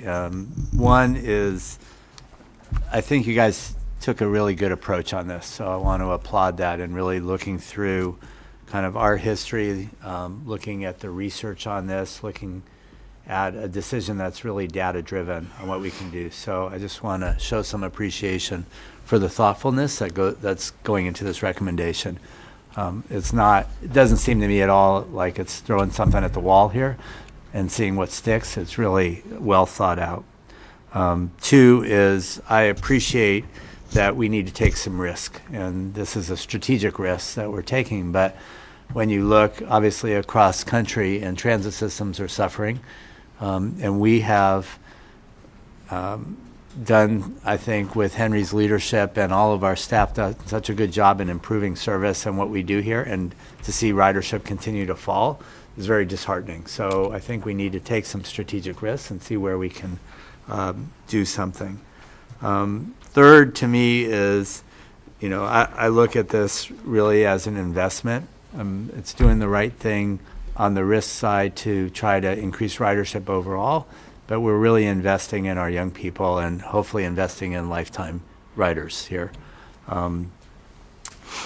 So I'm excited about that. I think you have a good PR plan going out. I think that, and I'm not going to do it today, but I'd love to sit down and talk with you about some other ways to do outreach that I think could be beneficial as well, and bringing in some of our school districts and what they're doing, and getting the word out through them, I think would be really helpful. And this is only helping their kids, particularly those who are probably in a lower socioeconomic status. So I think that's really good.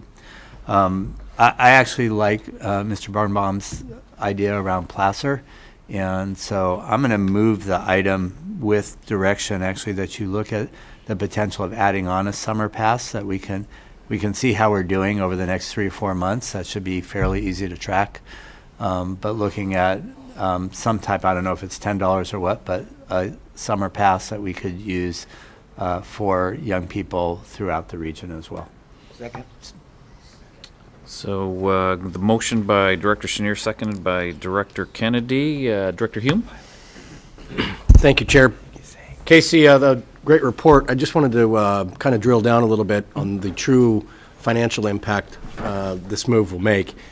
You mentioned a $200,000 cost, but then I think you said we would be adding 265,000 riders. So when you say cost, are you talking about unrealized income, or is there actually, because then later at I think the last slide, it called out a fiscal impact of $100,000.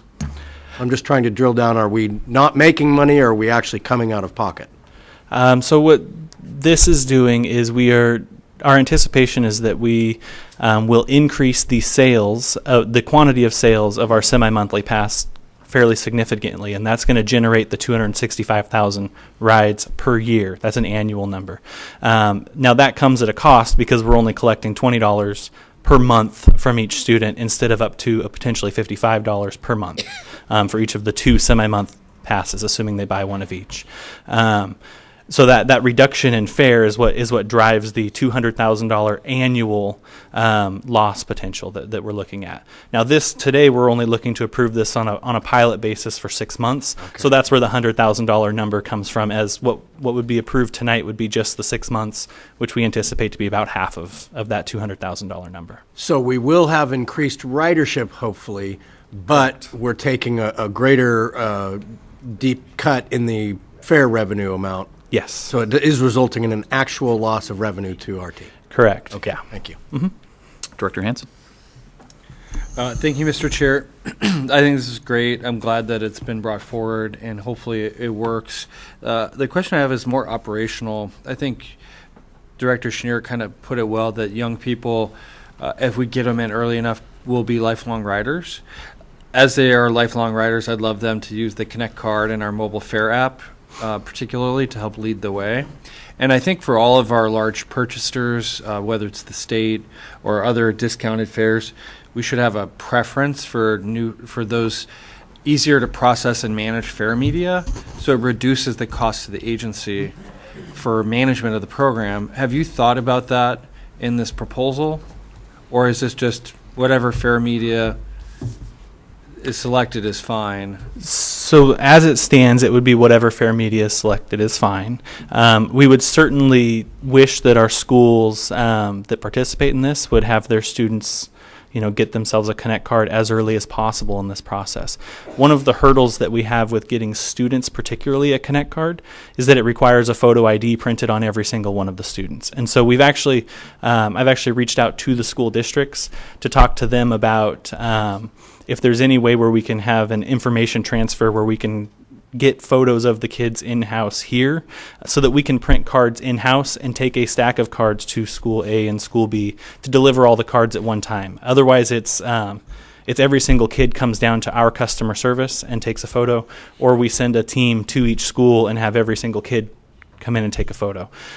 We would prefer to be able to do that in some kind of mass volume to just ease the process for everyone. But I agree. We would love to get the kids onto Connect Card or the mobile app for those that have cell phones and stuff. Yeah, and I think a lot of them do. I mean, even for the kids who are lower income, I think a cell phone has sort of become almost a necessity. So I don't know quite how we do it during the 6-month trial, but I'd encourage, if I can add just a little direction to this, that if we can make the default discount applicable to the Connect card and to the mobile fare, but that, with any request, we could switch it to another fare media, that would be great, because I think we should be defaulting in through that sort of idea of nudging. We should be defaulting all these new large accounts basically into the mobile fare and the Connect card, so that it reduces our cost of administration, it simplifies, and as we change the fare media, it's just much simpler, so we don't have to reprint and refund. Brent, did you... Yeah, I was just going to yeah, we totally agree. I mean, there's fraud issues with the stickers and paper media, the cost of handling paper media. So I concur 100%. Yep.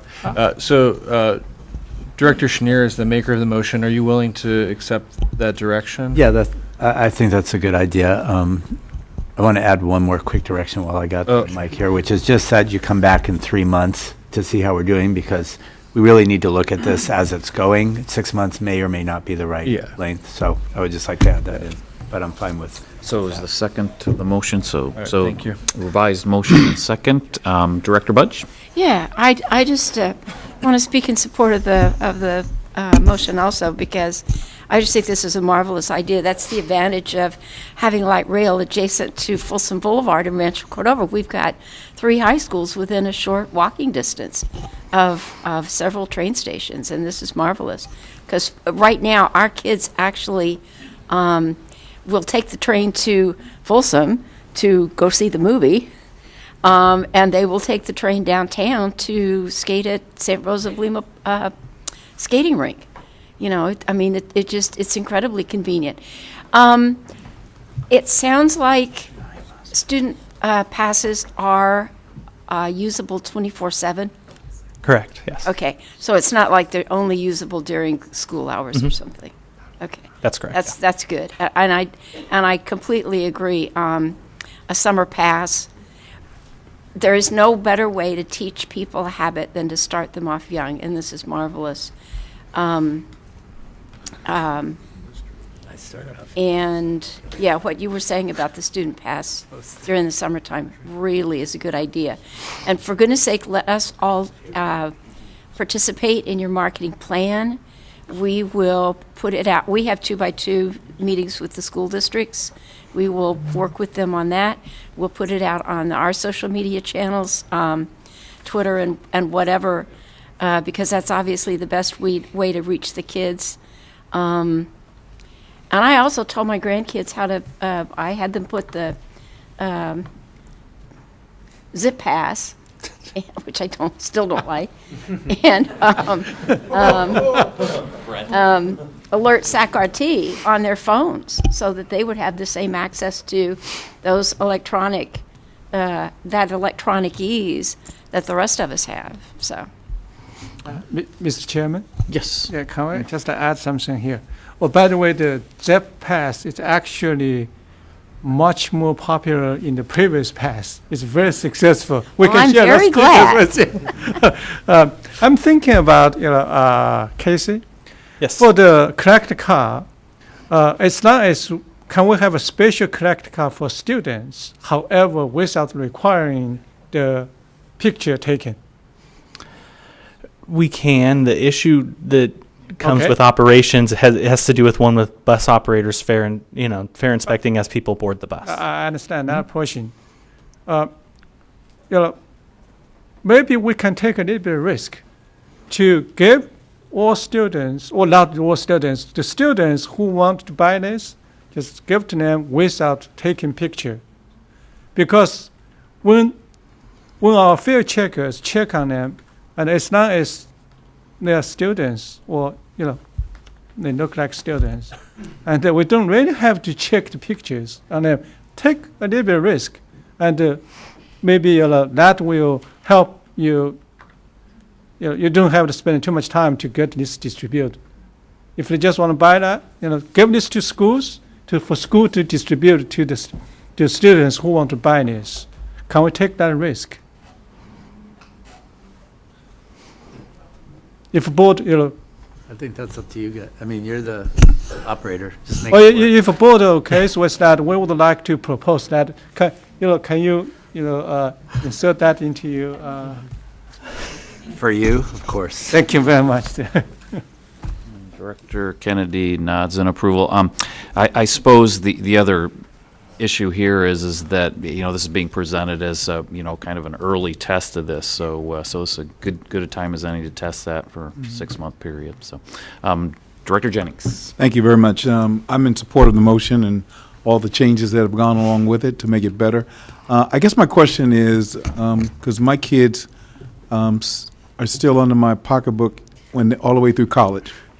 So I guess my question is we're going to K-12. Was there any consideration to go through K through 16? And what would be the financial impact of that if we decided to do that? So our two largest colleges in the area clearly is the Los Rios District and CSUS. RT has contracts with both of those that allow the students to ride for free with it. There's a fee built into their registration for each of those, for all of the students that go to each of those districts. So that is already incorporated, and that Los Rios students and CSU students are paying a fee that honestly may very well be less than even this amended fee for K-12. It's far less than that, actually. Now, other vocational schools and such, that's actually included in our ridership building initiative. That next phases that's one of the groups that we're looking to seek out and make new partnerships with, is these other colleges, smaller colleges and vocational schools, and be able to work out with them some kind of discounted fare policy potentially that we'd be bringing back to the board to offer to those students as well. So I guess my question is as we look at this as a 6-month trial with 3 months coming back and talking about what has happened, why wouldn't we open it up now as a part of the whole trial and a part of the opportunity to see whether or not it works or not? And we see increased ridership in that age group from K-12 through K-16. What would be the downside of that? Yeah, so I mean, really, the fiscal impact is unknown, and the second piece of it is really defining to me who is a K-12 through 16. When you look at technology schools and others that is not necessarily a direct continuation of high school necessarily from an administrative standpoint, makes it a little bit trickier for us to determine who is a qualified school. In this case, we have a structure that, our fare structure determines a K-12 school is a K-12 school. So for the pilot basis, that makes it very simple to implement and move right along with. Okay. And have we also looked at all as far as and once again, I want to say how supportive I am of the motion, but the impact of the increased number of kids may have on the general population of ridership. Have we looked at that and whether or not we need additional safety or any kind of support to deal with issues that may arise by increased number of kids?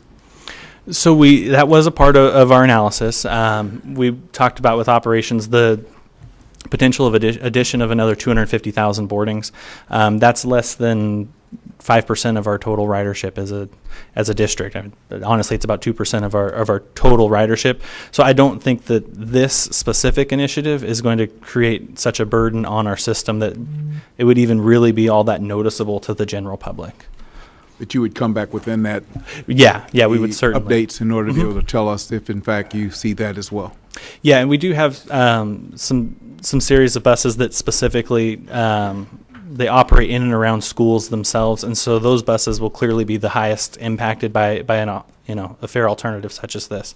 And so those are the ones that we're worried about potentially having space issues on buses and stuff like that. Yeah. Okay. Great, thanks. Any other director comments, questions? Okay, so we have a 3 or 4 time revised motion and a second. And with that, all in favor? Aye. Any opposed? Abstentions? Motion carries, but I'm going to repeat the motion to make sure that we have it correct with those iterations.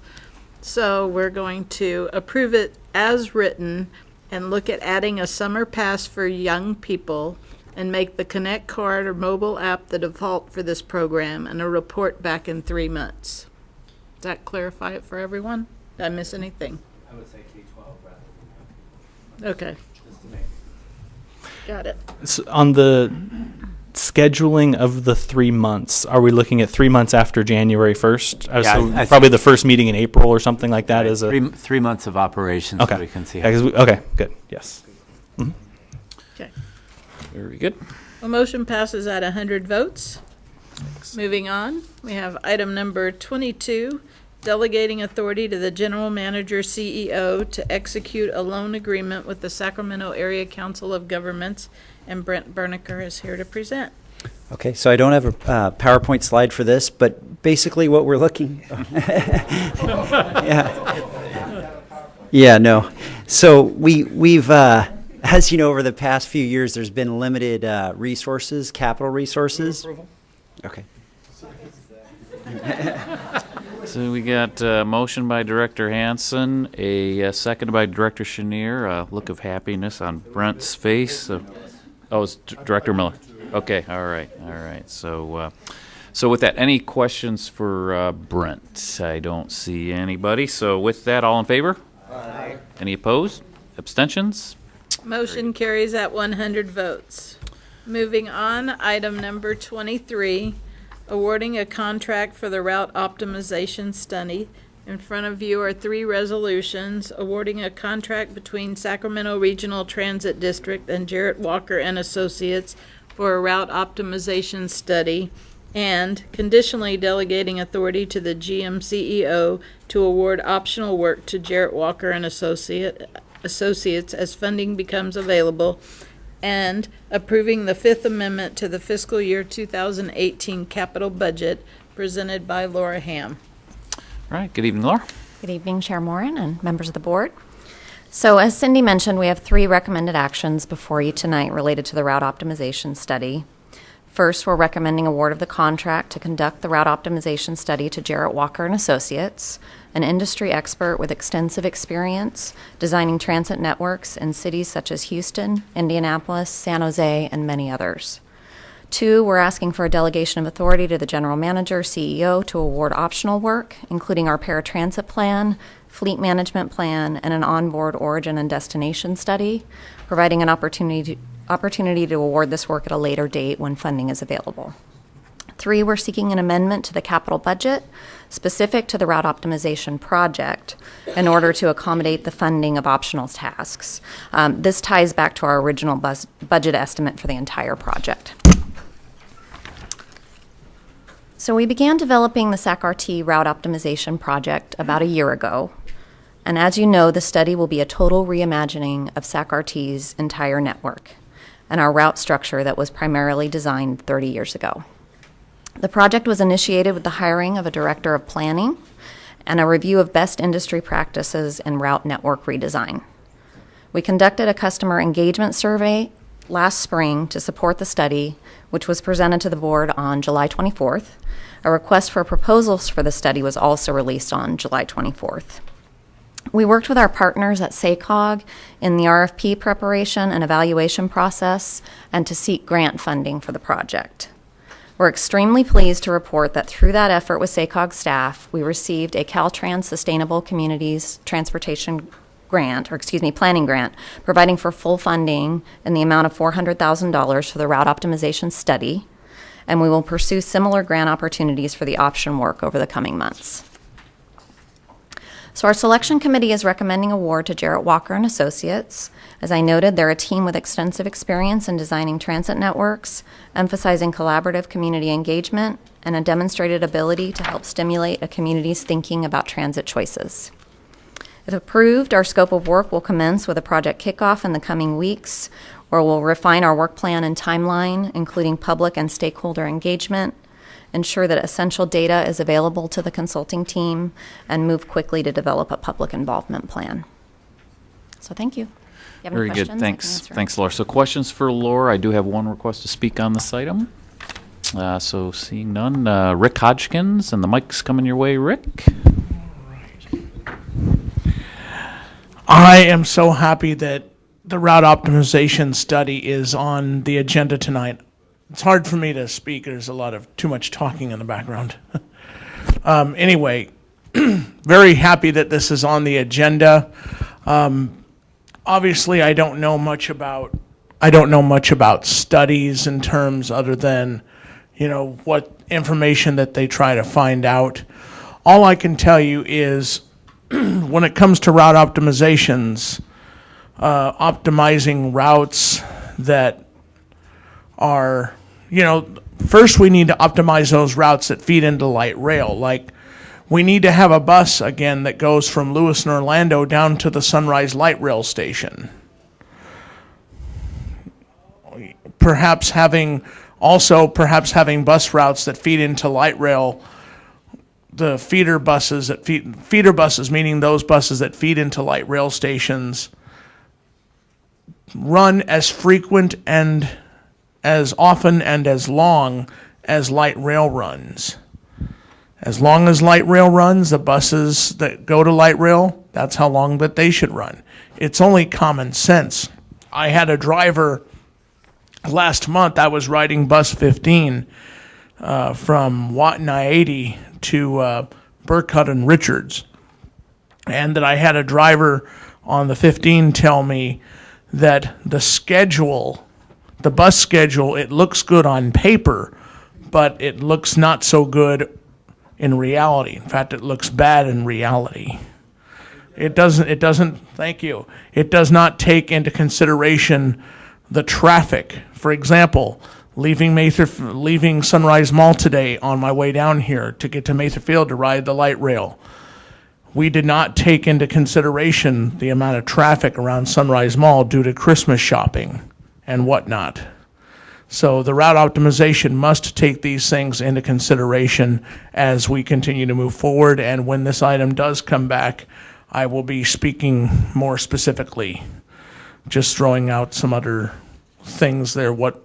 Again, buses that feed into light rail must run as frequent, as long, and as late as light rail does. Thank you. Thanks, Rick. So any director questions, comments? Okay, so with that, can we take these resolutions together? Yes, very good. Move approval. So moved by Director Budge, seconded by Director Harris. All in favor? Aye. Any opposed? Abstentions? Thank you, Laura. Motion carries at 100 votes. And So with us tonight via Skype are Jarrett Walker of Jarrett Walker and Associates and Michelle Poirot, the senior associate with Jarrett Walker and project manager for the SAC-RT study, for them to briefly introduce themselves. And in person, we have Gladys Cornell of AIM Consulting, a local firm sub-consulting to Jarrett Walker for the public involvement plan. Okay, there they are. Good evening. All right. So go ahead. The floor is yours.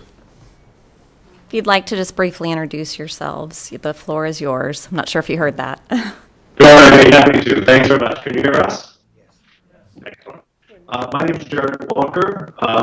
I founded this little firm about 6 years ago after publishing a book called Human Transit, which was my attempt after 20 years as a transit planner to help to lay out a simple explanation for people about how transit really works, what the basic math is, what the choices are that transit requires us to think about. It's really a sort of guide to navigating the politics of transit as well as what it means technically. So since then, we've been doing transit plans around North America and quite a few overseas, and we're really, really excited to have the opportunity to work on yours. I'm going to turn it over to Michelle Hoyer, who will be our project manager on this, to make a few more comments, and then we really welcome your questions. So we are one part of a team that will work on your network plan and perhaps your short-range transit plan. I think you have there in the room Gladys Cornell from AIM Consulting. Is that correct? Yes, we do. Great.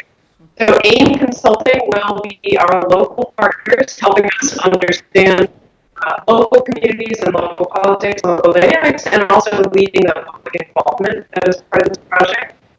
We also have support from a long colleague of ours in the business named Dan Boyle, who's a very experienced scheduler and operations planner, and he will be helping us with service planning and more technical aspects.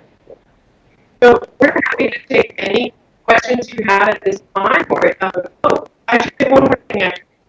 We love to work with elected officials and boards. So we'll be very happy to be before you again in person and have really substantial conversations with you about the choices that are in front of you in the future, as well as the board of the COG. So keep that in mind. That's something that we are enthusiastic about when it works for us to be involved with the board in the decision making as part of a project like this. That said, if you have questions for us, or if you just want to say something to us about your own enthusiasm for this project or your concerns about it, then we're very happy to hear any of that.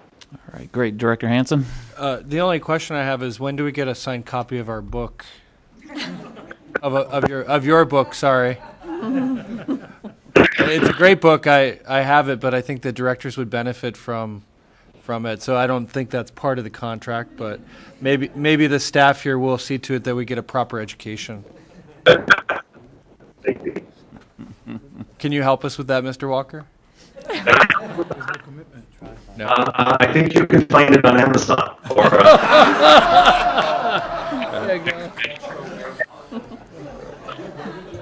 Yeah. I don't know if we've voted yet, or that it's not too late to rescind the contract. Yeah. All right, great. I think we're just enthused about you folks getting to work. So look forward to a lot of exciting results in the next year here. Where are they Skyping from? We'll be back at you with some really interesting decisions to think about. Look forward to it. All right, great. Thanks a lot. Thanks. Okay, we done. Yes. Okay, so that's any other that concludes item 23 there. So next item, please. Item number 24, information, letter of interest from the city of Sacramento. Sorry, my microphone was not on. Item number 24, information, letter of interest from the city of Sacramento seeking to acquire SAC-RT property along the old Walnut Grove branch at the Southern Pacific Railroad, proposed Del Rio Trail, presented by Brent Bernicker. Thank you, Cindy. Good evening, Brent. All right. So as Cindy pointed out, this is just an information item. But, over the past few years, Sacramento has been searching for parties interested in our land parcels. Recently, we were approached by the city of Sacramento regarding the land located at the old Walnut Grove branch of the Southern Pacific Railroad.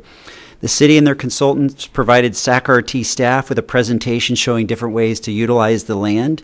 Since that presentation, staff has received a formal letter of interest from the city of Sacramento to receive this land from SACRT. The work on the project will be funded through grants, through the city acquiring some grants, and therefore the city has asked that the land be donated. In the staff report, we've provided the board with the location of the property and some of the annual maintenance costs associated with owning this land. In summary, I wanted to provide you some information on the acquisition of the land. It was acquired in July of 1984 with state and local funds. The acquisition was $2,825,000. The last appraisal was done at around 2005. The appraisal came in around $8 million. The appraisal assumed that the land would be sold in its entirety. As the City of Sacramento and RT continue to partner on various programs, it's important for SACRT board to be aware of this information, and we're looking for input on the next steps. Prior to receiving guidance from the board, we've asked the city staff to brief the RT board on the potential use of this lands. Therefore, I'd like to introduce Jesse Gotham from the City of Sacramento. Thanks, Brent. Good evening, Jesse. Good evening. Thank you, Brent. Thank you, Chair Marin, for the opportunity to present on this project. I have a PowerPoint here just to run through quickly to show you the benefits of the project. Oh, my God. Yeah. So, yeah. It is. Oh, F1? F5. Don't feel compelled to go through every slide. I won't. Sorry about that. Yeah. Yeah. So the benefits of the project, really, it's self-evident. It follows the old Southern Pacific Railroad line, as Brent mentioned. The purpose provides a shared use Class 1 bike trail for about 4.5 miles, connecting through several neighborhoods from South Sacramento through Southland Park neighborhood. Connecting various parks that we'll walk through briefly to the Sacramento Parkway and ultimately to the Central Business District. It's a key component to the city's bikeway master plan network. Starting from the north here, you can see there's where it will connect via Sutterville Road, and also using the existing rail bridge that crosses Riverside, as well as I-5 and a cantilevered structure that will connect to the Sacramento Parkway, crossing a new signal just behind the Sacramento Zoo at Sutterville Road, continuing south, providing connections to schools, Sutterville Elementary School, Argonaut Park, New Technology High.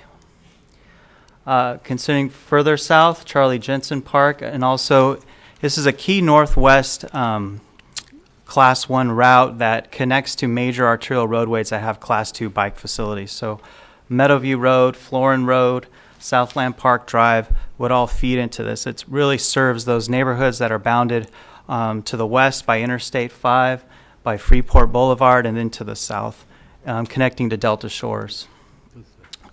Bike trail would end where the existing Freeport Shores bike trail now connects. We currently are in final design on a project that will connect from where it says in trail here through to the Delta Shores development. Right now, with the grants and our partnership with SACOG, we received funds to go through the preliminary engineering phase. We're in the environmental clearance portion of that, completing our technical studies. We've done extensive public outreach, and there are some members from the community here too. Here are some renderings that show the trail with rail option, as well as what the multi-use path will look like going through the neighborhoods.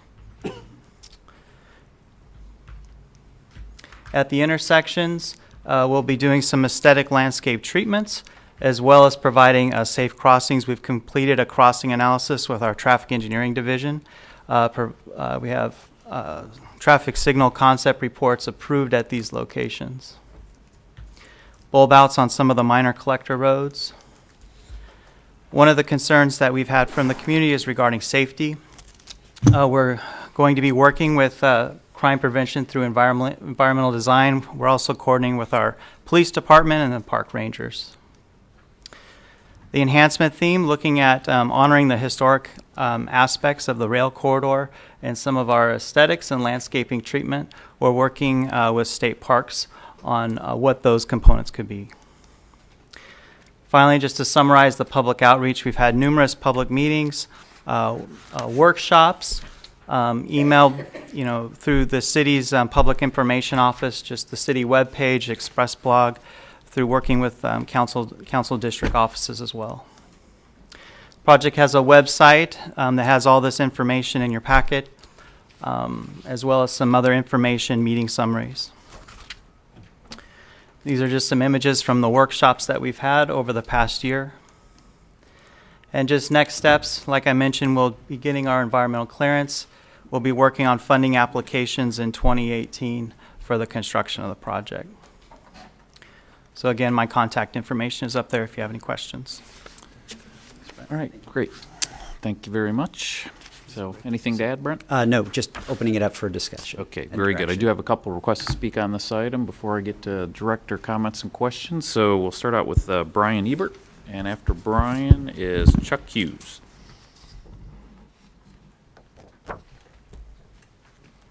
Thank you, Mr. Chairman and board members. I'm Brian Ebert. I'm president of the Southland Park Neighborhood Association. Our association represents a neighborhood that encompasses over 90% of the surplus right-of-way that you refer to as the old Walnut Grove branch line, running from roughly the Sacramento Zoo down to Pocket Road in Sacramento. Over 14,000 people live in our association boundaries, and our residents strongly support the Rail to Trail project on this 4.5-mile long stretch that we call the Del Rio Trail. Once built, this trail will connect citizens across several Sacramento City Council districts, including Council members Jennings, Carr, Chenier, and Steve Hansen. This rail corridor has been defunct for over 40 years and is already being used as an urban trail by residents. After our neighborhood successfully defeated the state parks plan in 2014 to run tourist trains on this green belt, we organized to push forward with the rail to trail proposal. We assisted the city of Sacramento in securing a SACOG grant and engaged with thousands of citizens. The Del Rio Trail is supported by Congress member Matsui, Senator Pan, Assemblymember Cooper, Council members Chenier and Hansen, UC Davis, Walk Sacramento, and the Sierra Club, and importantly, 83% of hundreds of survey respondents in the area. The Del Rio Trail will safely connect tens of thousands of residents to schools, parks, services, businesses, and the downtown corridor, as Jesse mentioned, by either walking or biking, and transferring the right-of-way to the city will also alleviate RT of substantial maintenance and liability costs and provide an exciting, truly green project in the city of Sacramento. Thank you particularly Jay Chenier for all your work on this project, as well as the city staff. Thank you. Great, thanks, Brian. Chuck. Good evening, Chuck. Good evening. My name is Chuck Hughes. I'm the Southland Park Neighborhood Association Del Rio Trail Subcommittee Chairman. So how about that for a title? I became involved in this project because my house backs right up to the trail, and because I was a huge trail supporter when we bought the house in 2008, we saw that it was on the Sacramento Bikeway Master Plan and hoped someday the trail would come to reality, and it's starting to all come together, and I'm really happy about that. It's already used as a trail. I walk my kindergartner to Learning Tree Preschool on the corner of Fruit Ridge and the trail. Another guy on my block already bikes along the trail to his work downtown. The Del Rio Trail would expand the existing Class 1 bike path system in Sacramento. You saw a begin and end on the PowerPoint on there, but it doesn't really begin and end, because at the start it connects to the Sacramento Bikeway along the Sacramento River that goes to Old Sacramento and then to the American River Parkway, which is really the backbone of the Sacramento regional bike system. And then on the south end, it connects to the new Delta Shores, which has an extensive bike trail system in there. So it's a really important connecting piece for these two, for the Sacramento bikeways. And I'm sure as RT can probably hearing the rest of the discussion tonight, probably really interested in connectivity.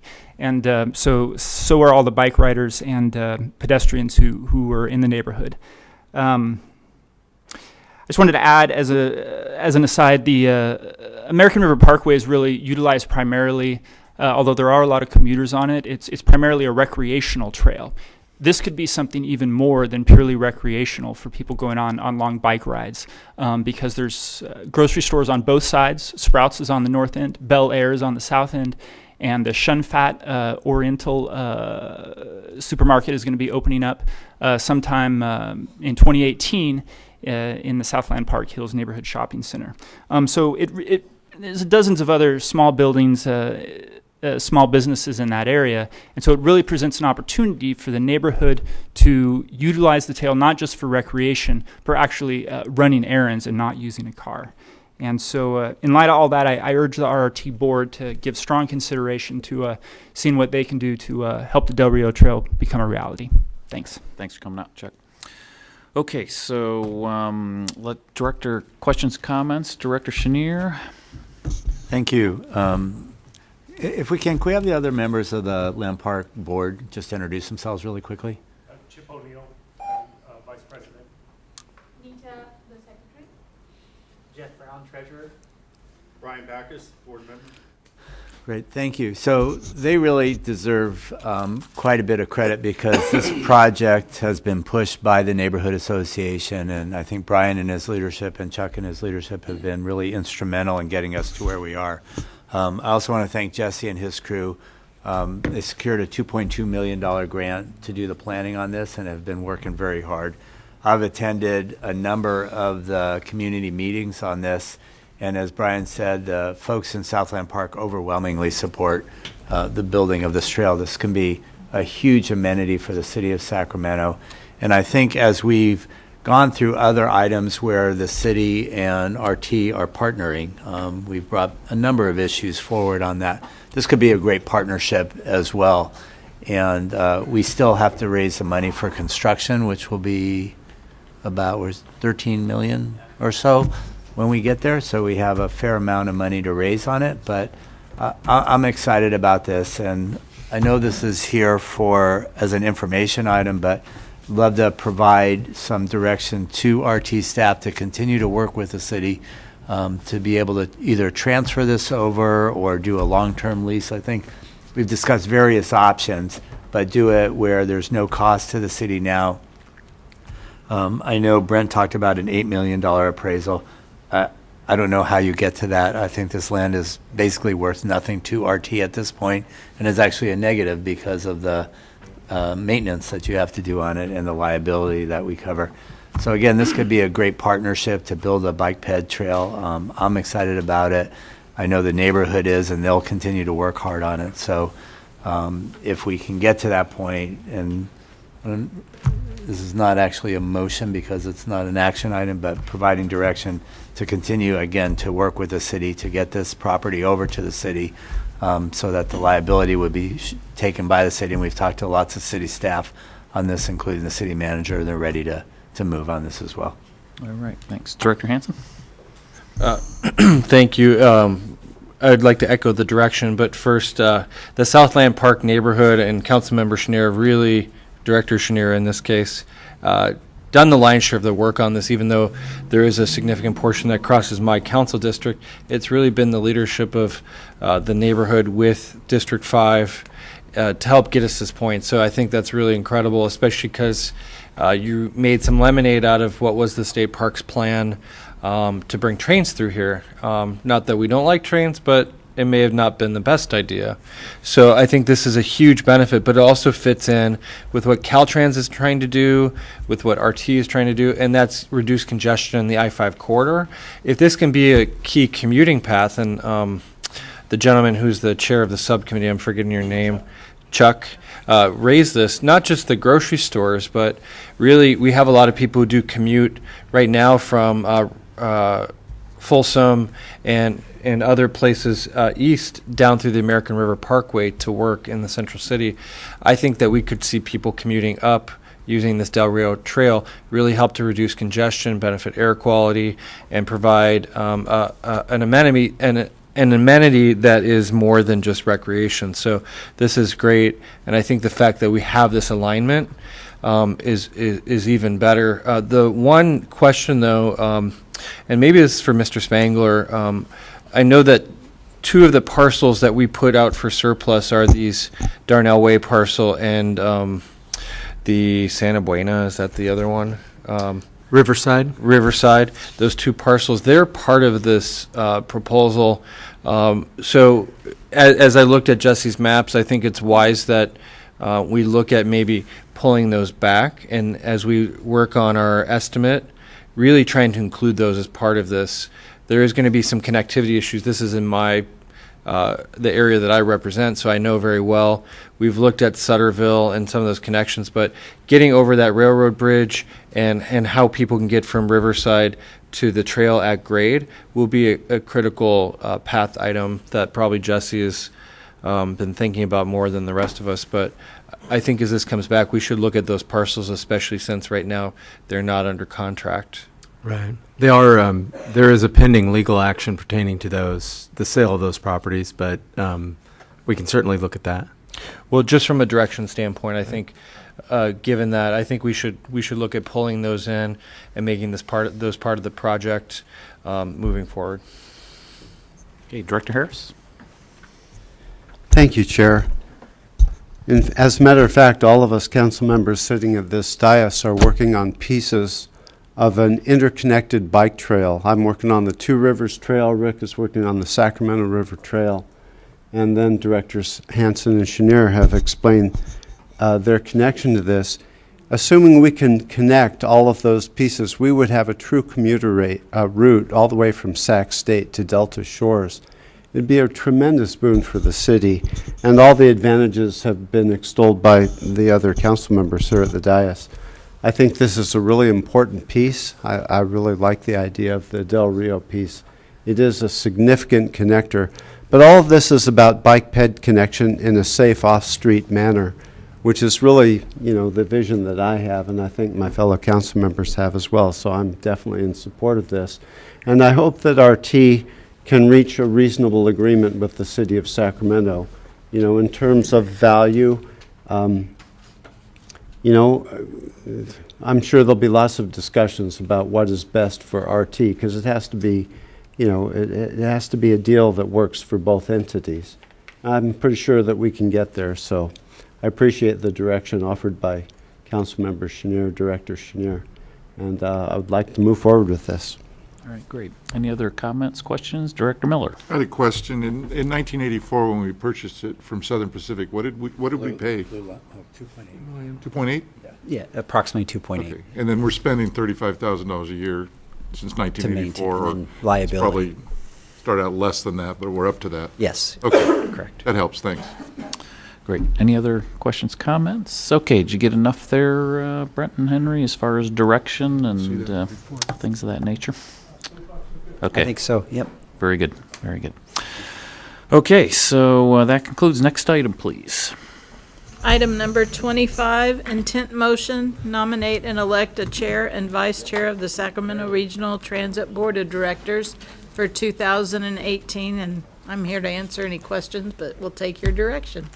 All right, thanks, Cindy. So just a quick observation. It's not lost on me that when we have this item, everybody shows up to the meeting so that they aren't volunteered to these things. So 100% attendance. It was 3 years ago today when I missed this meeting and I became vice chair. So there's a wicked history on That's this board exactly how I became chair of STA.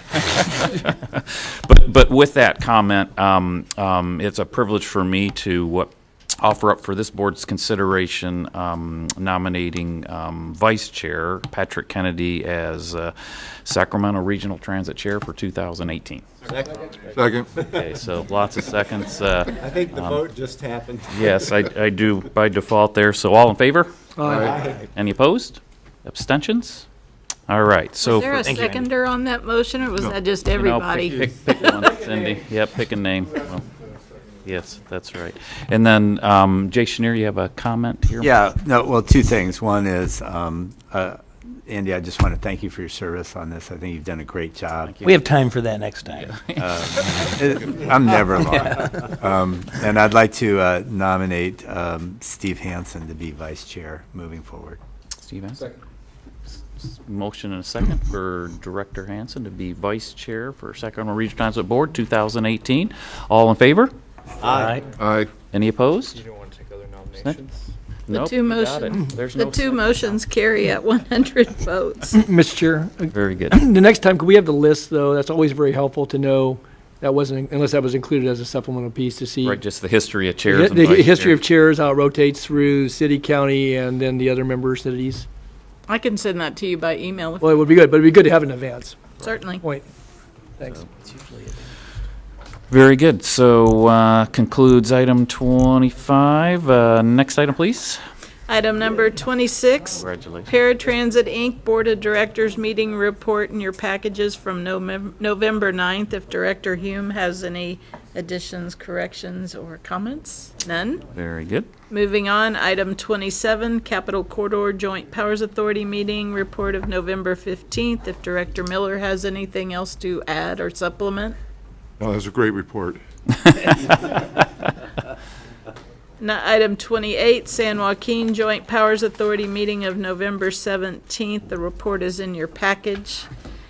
And I do have a request to speak on item 27 and 28 by Mark Barnbrum. So I'm going to bring you up now, Mike, and give you your 1 minute and 30 seconds per item. Okay, thanks. Yes. Yeah, so what, just want to mostly combine the two JPA reports because it more or less is on the meeting calendar, but I did have an interesting point to bring up from the JPA meeting. I'll get to that in a moment.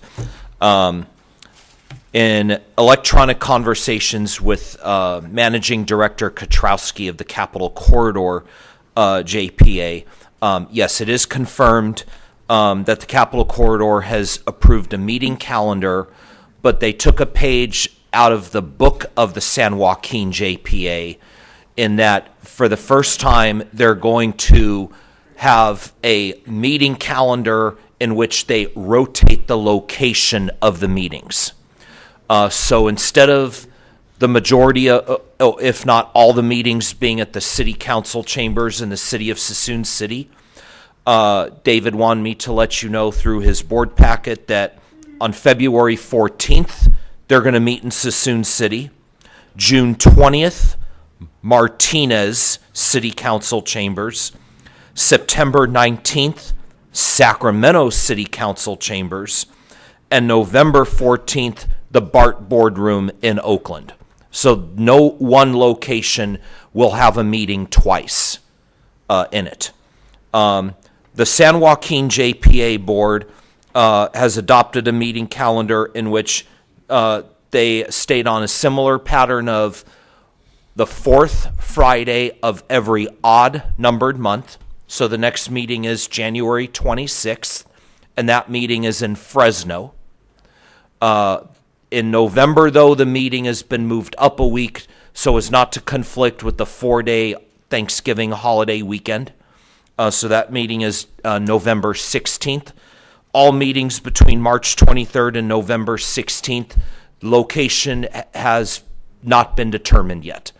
The board, like at its January meeting, will be asked on consent calendar to take up the next meeting location, and staff will bring that to the board at the appropriate time. One note, though, important about the San Joaquin JPA. The scheduled morning express implementation date of January 8th has been put off until spring 2018. BNSF is going to endure one of the largest track projects in the history of their company along the corridor from Martin Luther King Day to St. Patrick's Day. There will be a bus bridge. So I'm scheduled to go on the early morning train to the January 26th meeting to make sure I'm there on time. All right. Thank you. Thank you, Mike. Thank you. All right. With that, meeting adjourned.